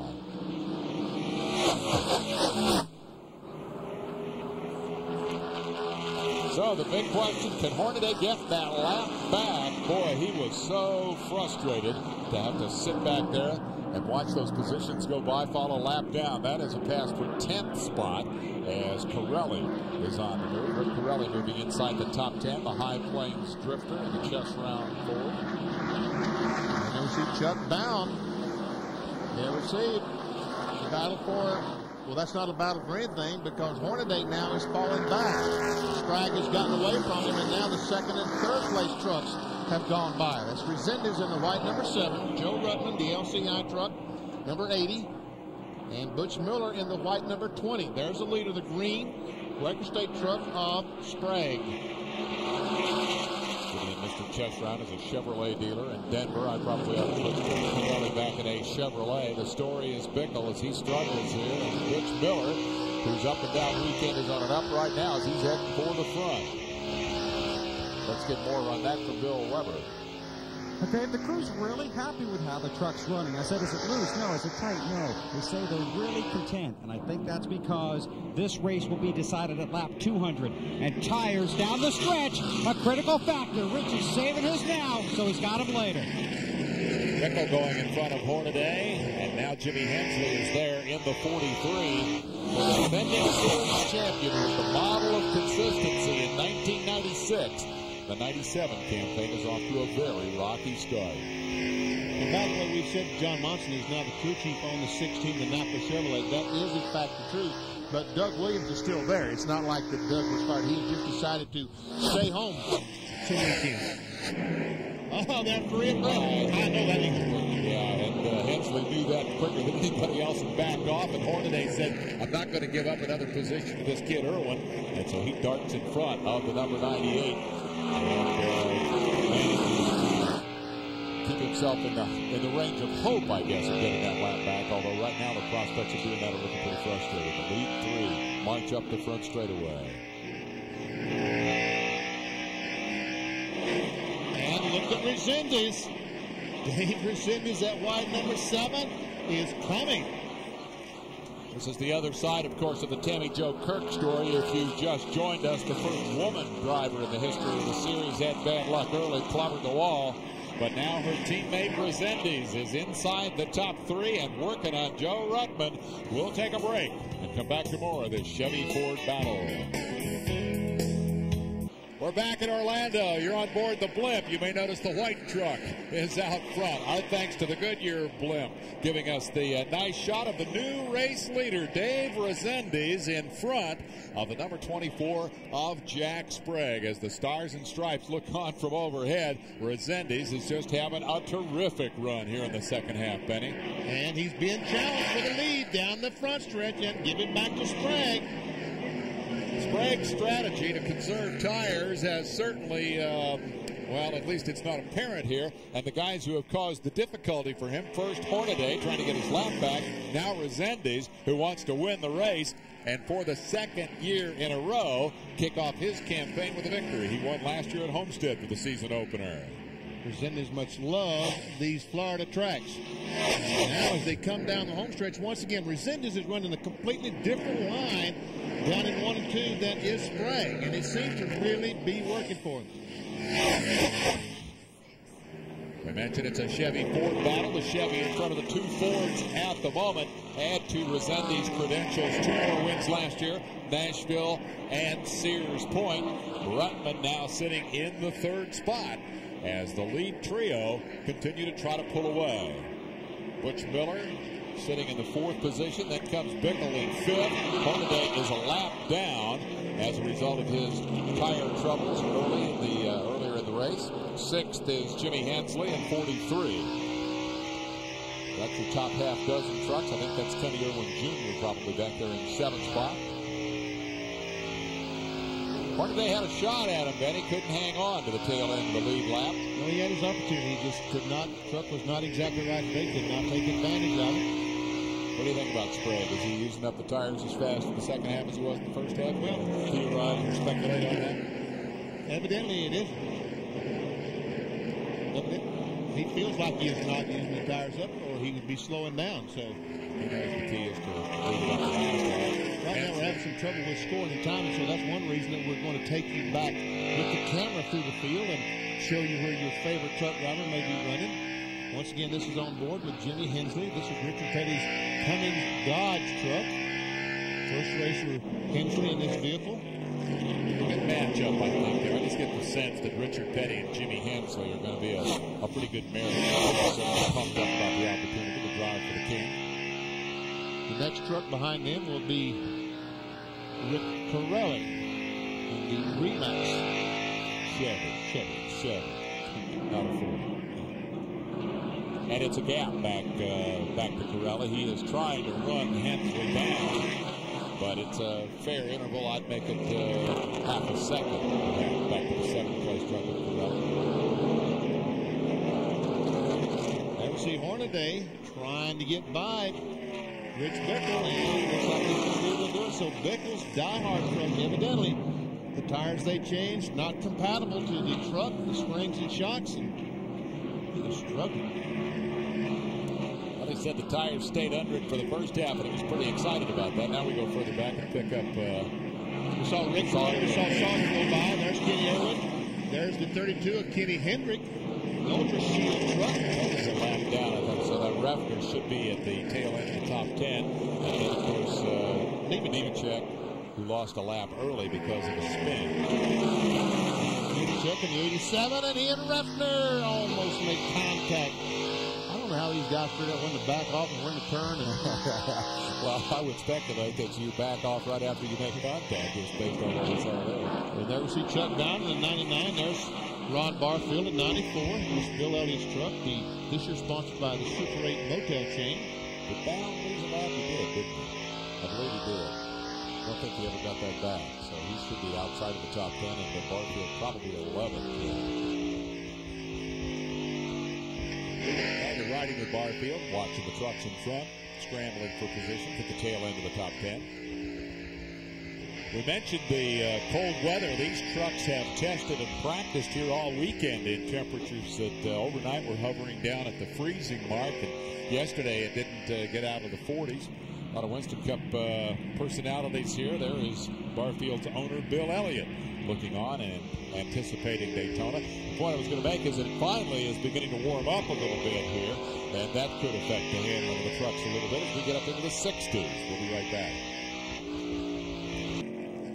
in the Chevy Trucks Challenge at Orlando Bad has gotten worse. Ron Hornaday has hit the wall, climbed out of the truck, and then in obvious pain falls to the ground, and the medical personnel are moving to the scene. This happening just moments ago before we came out of the commercial. Let's take a look at what happened to number 16. That's Toby Butler in the 34 truck, and they're going in the corner 3 abreast. And he makes contact. Horner gives up and slams the wall with the right side. He comes back down. He hit it hard, and you'll see when he climbs out of the truck that he is in extreme pain. We see him taking the belts off. Let's look at one more angle. We're going to see that Hornaday is going in the corner 3 abreast. And, you know, it's a struggle for 2. And in the wall awfully hard. Hitting full flush on the passenger side, then back down into the infield.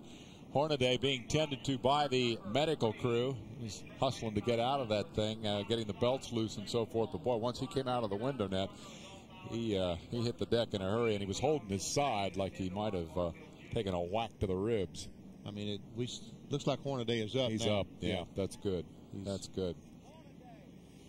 So, was it 44 races in a row without failing to finish? Hornaday's string is broken here.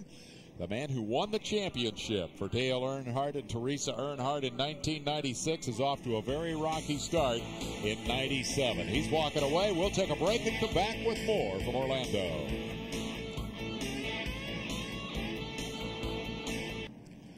Across the way from Walt Disney World Speedway, the LPGA tournament is underway, the Health South inaugural. Going in today, Kari Webb and Michelle McGann were tied. That has changed rather dramatically, actually. Michelle has lost 3 strokes here to Kari, who continues to lead 600, final round play. And we will be going from here to there immediately after the conclusion of the race. LPGA Golf is next on ESPN from right here in the Magic Kingdom. Let's take a look at your entire field. Scoring is now functional again, so this should be accurate. Bound and Nemechek are indeed on the lead lap.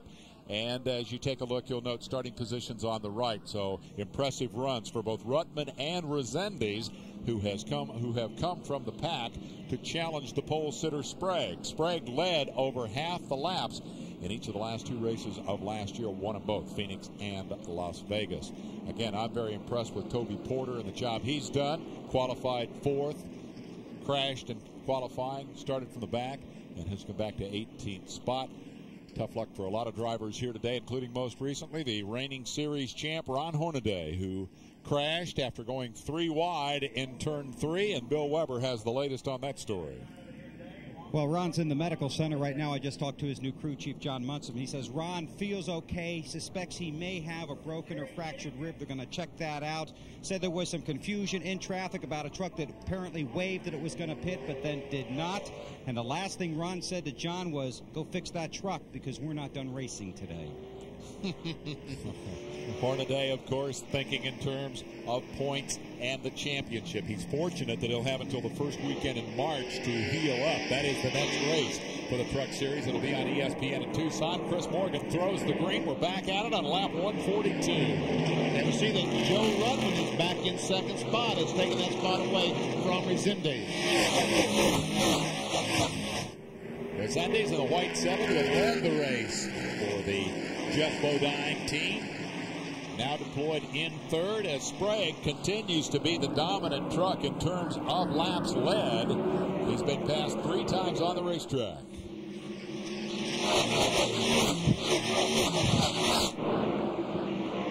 Jack Sprague for 70, 80 laps was the dominant truck the first half.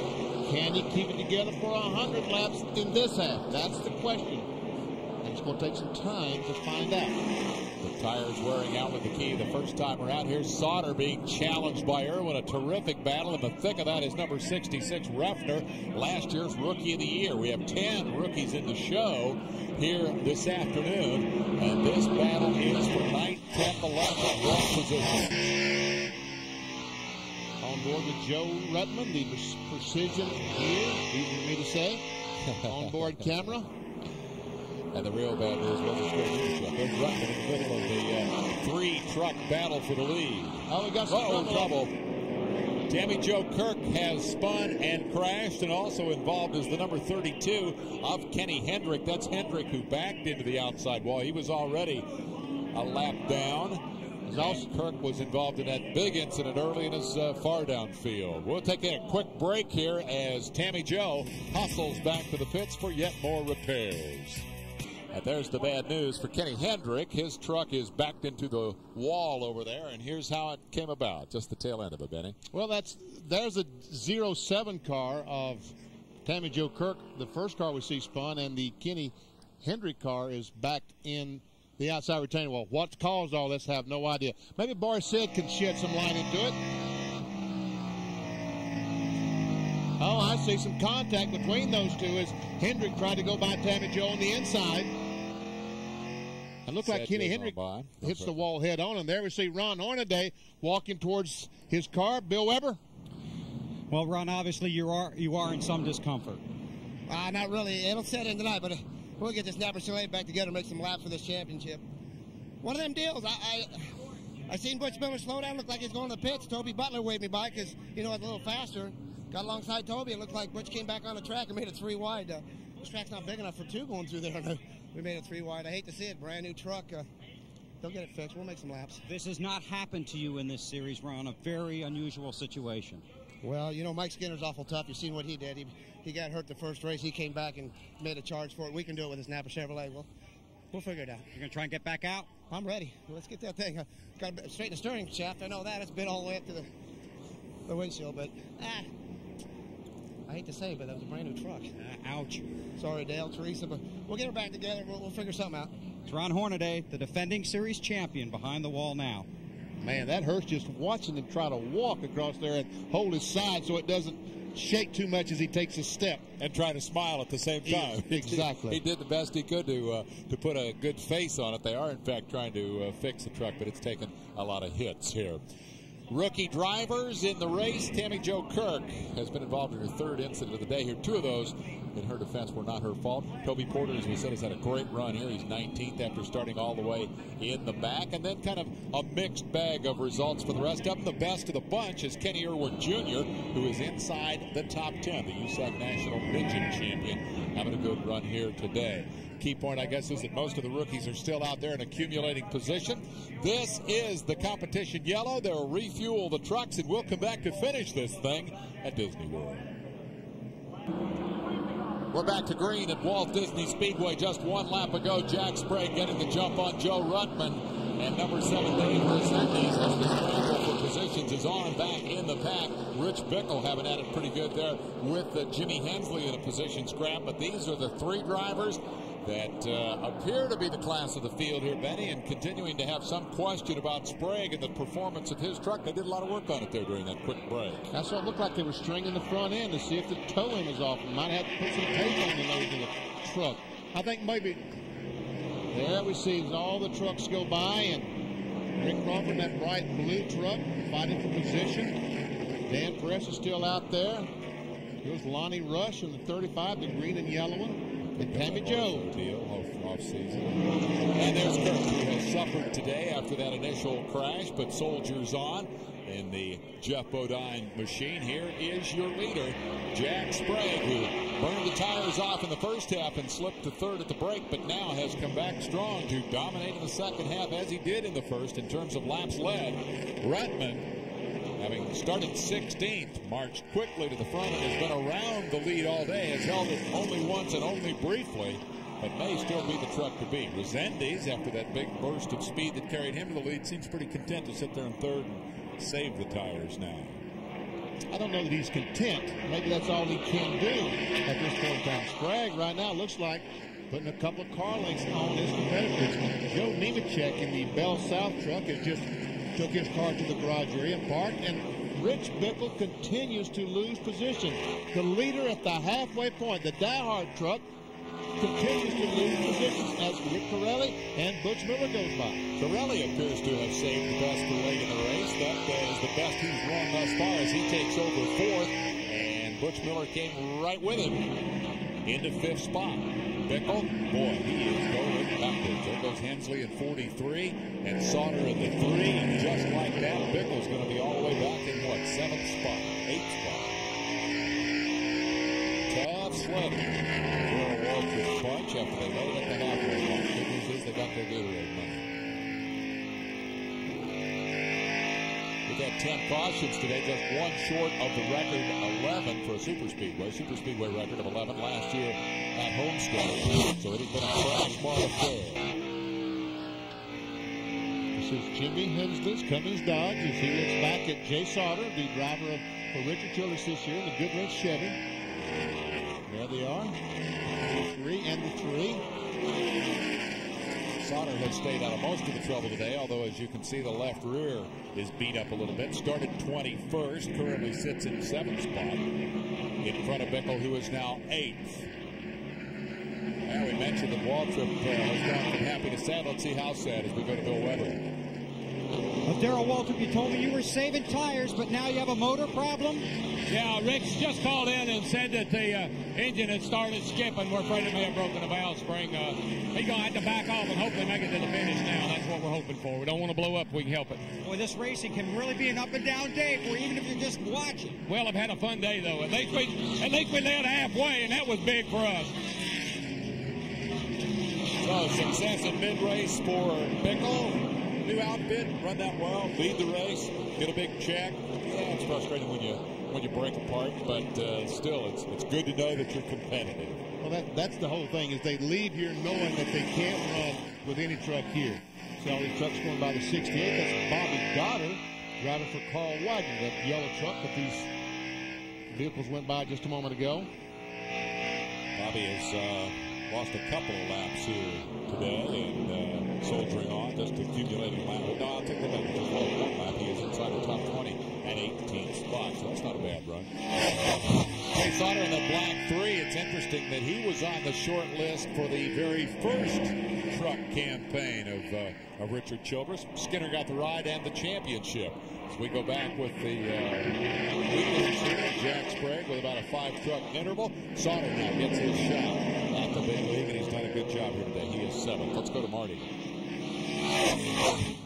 The crew chief. Dennis Conner is the crew chief for Jack Sprague, but we ought to call him a jockey today. He told me, he says, I feel like I'm trying to rein in a racehorse. And he says, I get him to calm down for a few laps, and then all of a sudden, Jack gets racy again on him. They really studied that right front tire. They were checking the toe. It was okay. He said it looked pretty good at the break. He says, they think they can go if we can just keep Jack from running out from underneath of it. Jack likes to go to the front. If he can win this deal, it'll be the first time in Truck Series history that the same driver has won 3 in a row on the Super Speedway. He likes the big racetracks, but Conner speaking there to the issue of tire wear and strategy. Concerned about his guy. Hey, what are you going to do when you got Joe Ruttman bearing down on you, right? Well, that's just exactly what I was going to say, but that shot has gone away. We see Rich Bickle now backed up, and Kenny Irvin has gone by. So this is going to be 7th, 8th, 9th, and now Bickle at the tail end of the top 10, complaining of a miss in the engine. You're on board with Rich, with IRWIN.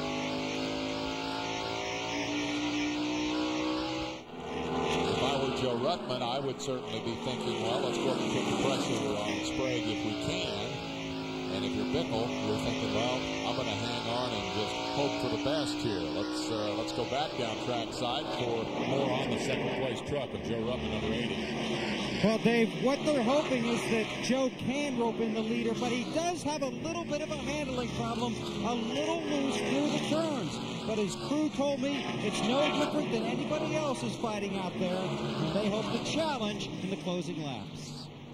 And perhaps significantly here, they are pulling away from Resendiz, so the hope that Dave might have appears to be going south with the laps winding down here. We're at 1:59, so it's 40 to go. We'll take a break and come back with more from Orlando. Now the long-lasting trucks are, for the moment, Sprague and Ruttman.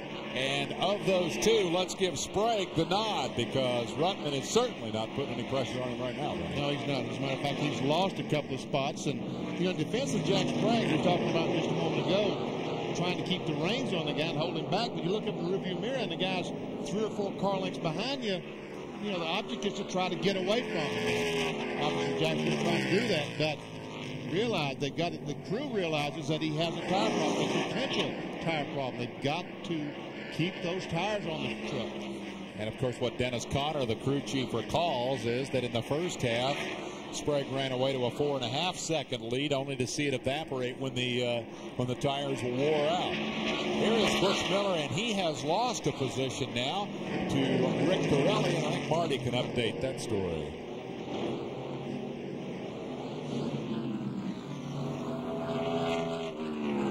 Marty Reed on Butch Miller. Hey, Dave, I got it for you. Butch Miller's had one of those roller coaster days you were talking about. And it started yesterday when he crashed. Then remember earlier we thought he had a dropped cylinder? That's what they thought too.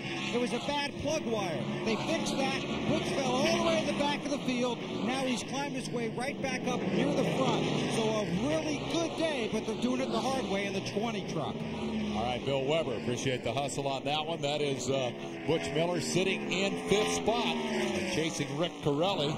Orleans, the sponsorship on that truck. That is Michael Gaughan's organization from out in Las Vegas and a longtime supporter of Walker Evans and his off-road racing efforts. Now moving over here to the NASCAR Craftsman Truck Series. And as he goes chasing after Corelli, you see them moving by Mike Bliss, whose long weekend has come to naught here. He's now 16 laps down after clouding the wall.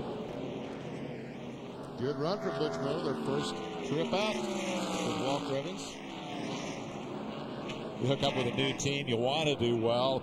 The thing that impresses me is the stick-to-itiveness of that organization this weekend. They didn't have a whole lot in the truck when they showed up. They didn't have a backup after they crashed yesterday in practice. So some trouble right in front of the leader. That's the 12 car. Doug George, some contact between he and the leader of the race. George spins, does a 360, and NASCAR will now throw the caution flag. An impressive job by George to keep on trucking. When he opened his eyes, he was headed right straight down the racetrack and said, well, let's keep on blasting here. But I'll tell you what, it was a scary moment for the front runners. Let's take another look at it. There you see the 24 of Sprague come off the corner. He goes up and just runs in the back of the 12 truck, spins him, and around he goes. Wow, that was close. And you're right, George did a terrific job. Did a 360 and just kept on ticking. That's Bob Blake, the carburetor guy's truck, that 12. Inky Wheels, a sponsor on it. Got a 3-race deal, and they were hoping that Inky might re-up for some additional races. I would say Doug demonstrated his driving ability right there. He deserves a couple of more rides in that thing, I think. And I think one reason NASCAR threw the yellow flag, as we see Chris Morgan, the flagman, holding the flag, I think is because Joe Ruttman and all that smoke simply stopped to try to avoid the crash, and the 24, who caused the accident to begin with, simply got a one straightaway lead on Joe Ruttman. So NASCAR said, well, that's not quite right for him to end up with such a big lead. Let's throw the caution flag, and he'll have a 2-truck length lead when they throw the green. You saw Randy McDonald coming to pit road in the Zero truck, the former Canadian champion. All righty, they're under yellow here for a record-tying 11th time today, as they bunch the field up behind the Chevrolet Pace truck. Jack Sprague just right straight into the back of Doug George. There was no doubt about that. Space Mountain, one of the many attractions that lure the millions of tourists every year here to the Disney Empire, just across the way from Walt Disney World Speedway, inside the gates of the Magic Kingdom. But I'll tell you what, these snowbirds who came south for this race are finally getting what they came for. The jackets are starting to come off among that big crowd. Let's get down to Marty Reed and more on Sprague's situation. I got a smile on my face because that man right there is Dennis Conner, the crew chief. I went up to him and said, well, are you pacing him pretty good? He goes, no, he's running 29s. I need him to run 30s. He says, thank goodness for the yellow. It may cool it down. Bill Weber, what do you got?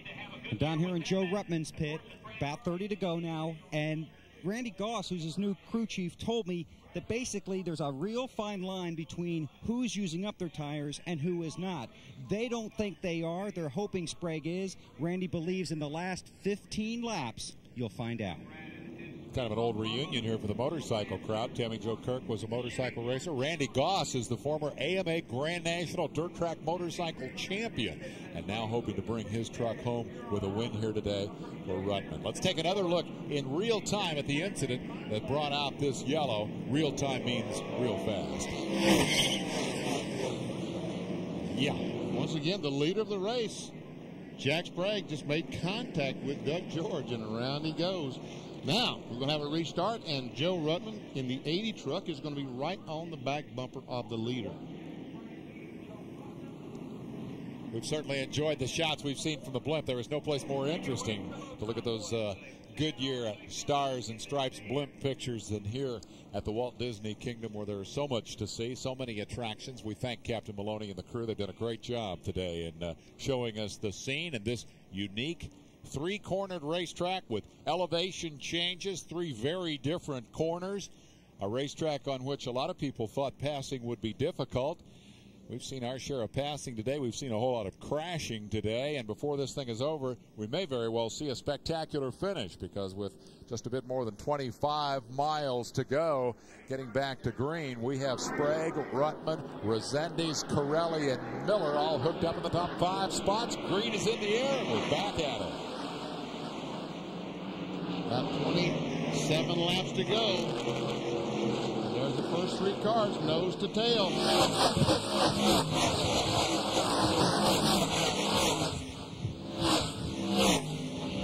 The rookie's doing a good job. We alluded to that earlier, but it appears that 9 of the 10 rookies are still on the racetrack and accumulating laps. Meanwhile, the experience up front paying off. And Corelli moves up right behind the 7 of Resendiz. And Corelli takes a look for 3rd spot. Didn't take a look long. He's by. He got some trouble. Toby Porter. Around he goes. Bragg going down, and look what happened to him there. There's 3 or 4 trucks spun over there. I see 3. There's Boris Said in the 44. Toby Porter in the 10. There goes Boris leading. Said. He's going to drive away from it. And the caution flag does wave. Well, a new record for cautions on a super speedway racetrack for the NASCAR Craftsman trucks. That's the 12th of the day, and here's how it unfolded. That's the Kenny Irwin on the inside of the 10 of Porter. He loses control. I didn't even see him spun over there. They lose control. I guess that was the other truck. I said 3 was there, and 3 were there, and boy, look at him missing it. How in the world? And we see Boris Said. That's Boris who comes down in the 44 and basically stops on pit road. One more look as from our speed shot as they come off the corner. There we see Kenny Irwin going around in the Rebestis truck. He does a 360, gets it pointed in the right direction. Toby Porter's going to go up and make some contact with the outside retaining wall. It didn't look like it was too severe. Big wide racetrack, but the racing groove itself is somewhat narrow. Here's what Sen saw as he arrived. Wow! Man, he got the nose off the ground. That little accident. Kenny Irwin Jr., arguably the trigger for that, or at least involved in the initial contact with number 10 Porter that sent them both around and created the chaos behind them.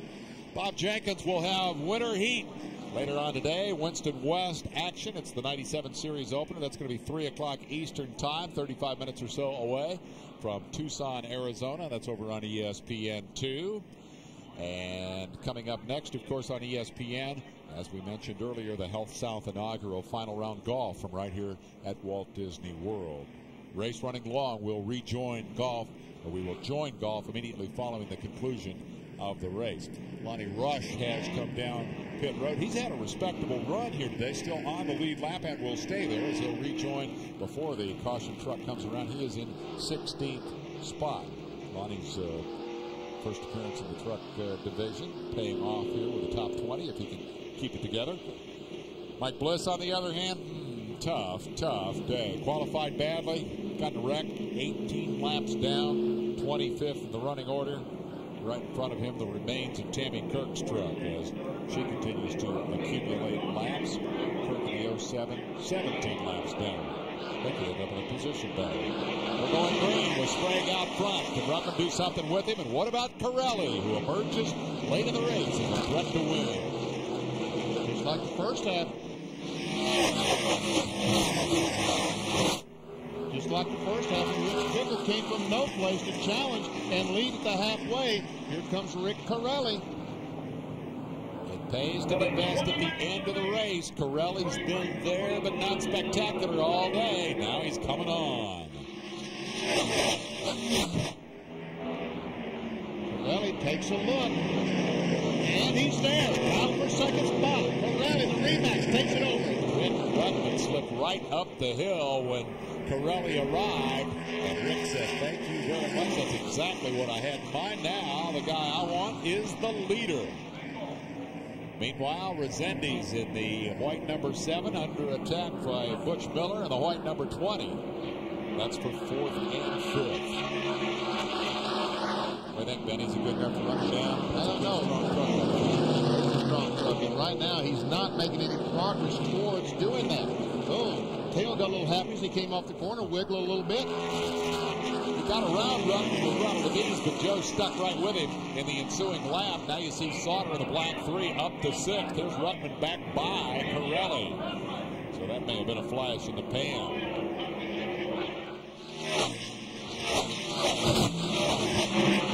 Whatever you say about the proceedings today, the fact is Jack Sprague has just had the top truck all day long.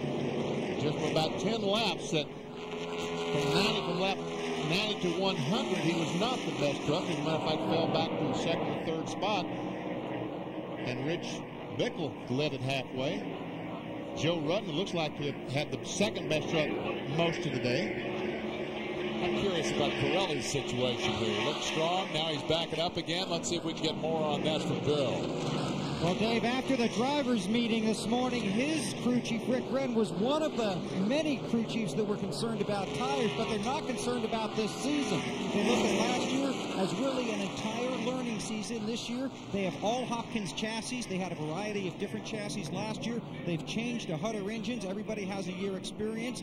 They are very optimistic this year, and they are really hoping that Rick Corelli can show his stuff in 1997, and he may show it here in the last 20 or so laps. Corelli showed Ruttman some stuff there for a moment, but I have a feeling that the key word in the paragraph Bill just delivered may be tires, because Corelli immediately back up and is losing touch. So coming up next, we've got golf. If you've tuned in just now to see the golf tournament, we will be going across the way 3.5 miles to the Health South inaugural in a moment.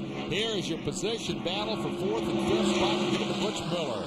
And Resendiz is going to lose lots and lots of spots, it looks like, because he's on the outside. And Resendiz spins up in the 2nd corner.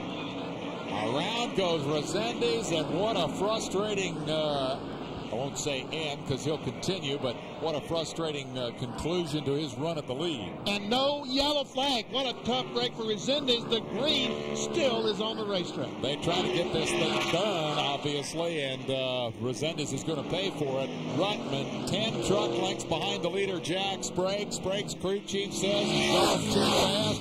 Jack says, I got to go fast because Ruttman's back there. And this whole thing's going to be decided in 15 laps. This is precisely the point at which Rich Bickle went up and took the lead from Sprague in the first segment. There were 15 laps to go. Not precisely the same because this segment is a mile shorter. The point is, if Sprague's wearing out his tires, we're going to see the evidence of it real soon. 10 trucks down to 5. Like a piece of fiberglass or something off the nose of Resendiz truck. Resendiz managed to gather things back up and continue. And you ever see Resendiz as he goes in the corner? That's Butch Miller on the inside, Jay Sauter in the 3, and right there some contact between the 3 and the 7. Jay Sauter's been unable to keep that 3 truck on the bottom all day. That's twice we've seen him go up and clip someone down in turn 1. Saw the piece go flying off the front, but the yellow did not fly. Back with your lead battle as the laps begin to count down here. Sprague in the Chevrolet, Ruttman in the Ford. Two of the top teams from Winston Cup strutting their stuff here in the NASCAR Craftsman Truck Series. Sprague's truck from Hendrick Motorsports, Ruttman's from Roush Racing. The interval is closing ever so slowly. And Toby Porter, the 10 truck, looks like he's had an engine problem as he's going to pit road, smoking heavily. Kenny Irwin, after a spin, trying to get himself back inside the top 10. He's currently shown 15th. He's trying to work around Stacy Compton, who deserves a call here, having kept his truck inside the top 20 all day. Stacy in the 86 is now 14th.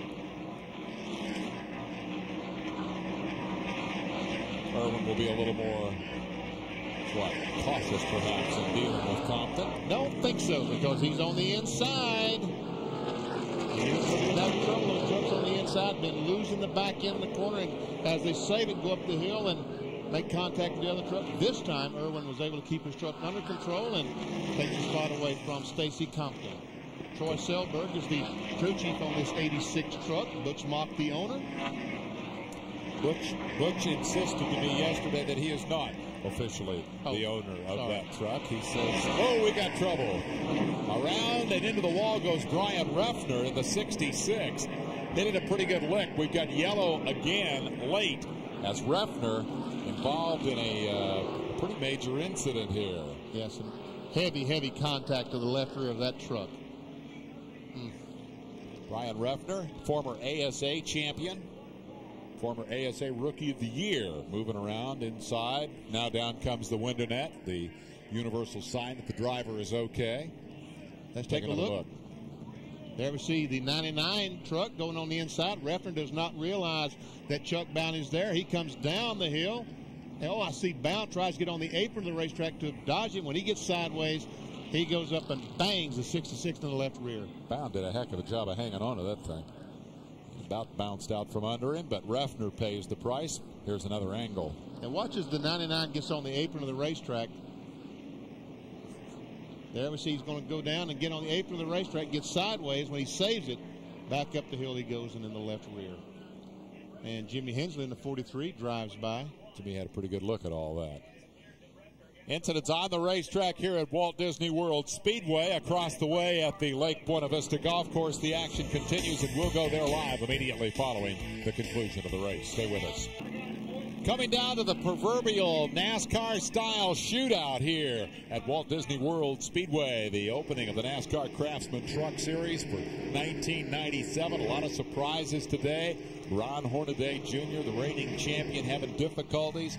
The golf going on over across the way, the Health South inaugural, and we'll be joining there immediately after the conclusion of the race. It will be a single file restart as we go inside the last 10 laps here to determine whether Jack Sprague will be able to hold off Joe Ruttman, Rick Corelli, Butch Miller, Rich Bickle, and the rest of the field. If Bickle's got a 7-cylinder truck, I'd say he's hanging on pretty well, because in that orange and black, he is at 5th spot.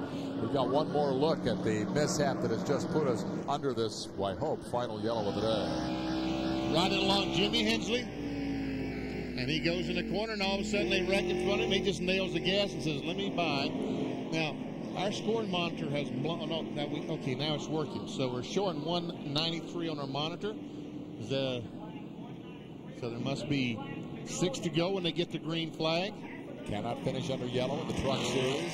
In the event we would have another yellow, they would go to at the end of the race, they would go to a white flag and then a green. Let's go to Marty quickly. All I can do is I talked to Dennis Conner right during the yellow. He says, man, we didn't need that. He is so worried. He thinks Joe Ruttman has saved his tires and has just enough to take his man. This is going to be some kind of shootout. Connor's a worry wart, Benny. He's been upset about that. There's Dennis. Got a lot of experience over the years. Used to work with Harry Hyde. He fears Joe Ruttman in the Ford. We'll find out what Joe's got for the leading Chevy of Jack Sprague as the green goes in the air. And that's a single file restart. All of the cars on the lead lap, nose to tail. So the guy you're battling with, you're right beside him.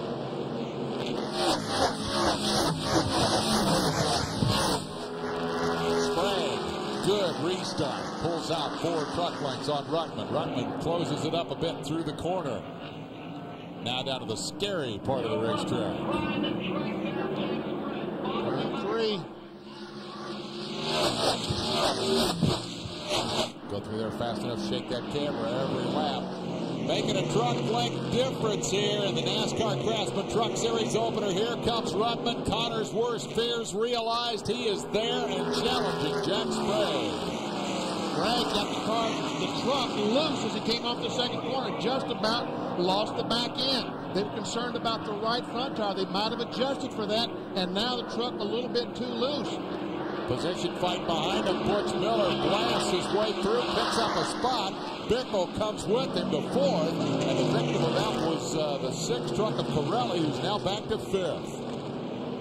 Oh, he almost had a crash up in 3 and 4 as Rick Crawford and the 99 of Chuck Bound made some contact. Bound's having a lot of fun here in the late laps. There goes Compton back in front of that bunch. Back to the lead. Measure it in inches now as Ruttman attacks the Quaker State Chevy out front. Jack Sprague guarding the inside. 5 to go. Ruttman. 3 laps to go. 3 to go. Our score monitor is blown up, Dave, so don't pay any attention to it. I'll tell you what, there's only one thing we need to know right now, and that's what's happening on your television set, ladies and gentlemen. It has come down to these 2 guys. We'll keep you posted on the laps as we count them down.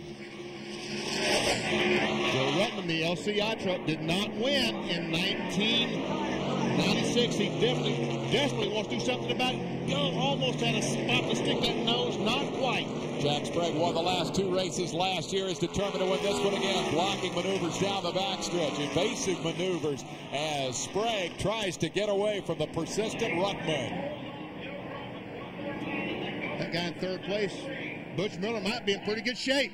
Into the grass goes Sprague with a lap to go. White flag flies. Ruttman trying to get the nose alongside. They touch. Around goes Sprague. He's into the outside wall. Ruttman goes by on the final lap of the race. Ruttman making contact with the tail of Sprague's truck. Sprague goes around, and Ruttman appears to be home free. Here comes Joe Ruttman to turn 3, and yes, like I said, Butch Miller almost was in good shape. Well, they say all's fair in love war in the last lap, and Ruttman takes the checkered flag in the Roush Racing LCI Team Ford, his 3rd career NASCAR Craftsman Truck Series victory. Let's go quickly to Bill Weber. Randy Goss, congratulations, a wild finish. You said it'd come down to the last 15, it came down to the last 1. Yeah, the truck was really good. I mean, the LCI Ford was dialed in today. Our shot guy did a heck of a job for us. Ruttman was really focused today after he screwed up qualifying yesterday, but it's just a great deal. I'm happy for him. You save your tires? No, he was hanging it out. I think our shot guy did it for us. I really do. Okay, head to victory lane. Congratulations, Joe Ruttman, the winner. First win for those guys together. Ruttman's first win with Roush Racing. He won 2 races in 1995. Here's how it happened, Benny. Well, he goes down in the corner. He hits the brakes awfully hard. He thought he had a run, but he saw that Sprague was coming down, and we saw the nose of the 80 truck go down as he tried to stop. He couldn't. Made contact, and a gut round goes Sprague. After leading 175 laps today, Jack Sprague's race ends against the concrete wall outside turn 1. And Joe Ruttman drives to victory lane, 2nd in the points in 95, 4th in 96. He's off to a winning start. In 1997, he has won the Chevy Trucks Challenge here at Walt Disney World Speedway. Marty. Well, we're down in victory lane with a very happy Joe Ruttman. Gosh, dog, we should have done this a long time ago. I can't believe, Randy Goss and Rich Reichenbach and all the guys on the team, Matt and Ken, and I don't want to forget anyone because these guys have been digging real hard, and we've had a winning truck right along, and Jack has reminded me that 2 or 3 times, and he had a big, long talk with me last night, so maybe, Jack, this is your win, or maybe it's both of our wins. I'm really, really pumped, and I'm glad to have MCI aboard, and now I can make some phone calls because it's a lot cheaper now. There's your winner, Joe Ruttman. All right, Benny, you called him a man on a mission. Today, he's the man at the top of the heap. Great run. Great run by Joe Ruttman. And Joe, it's LCI. Look on your hat there, buddy. NASCAR has ruled that the pass will stand, that indeed, again, all's fair in the last lap. Sprague trying to come down and block the line. Ruttman making the effort to miss him. Watch the nose dive on the number 80. There we see the nose dive as you see Sprague coming down the hill. Down below the white line went the number 80 trying to avoid him, and around goes Sprague. And that is the story of the season opener for 1997.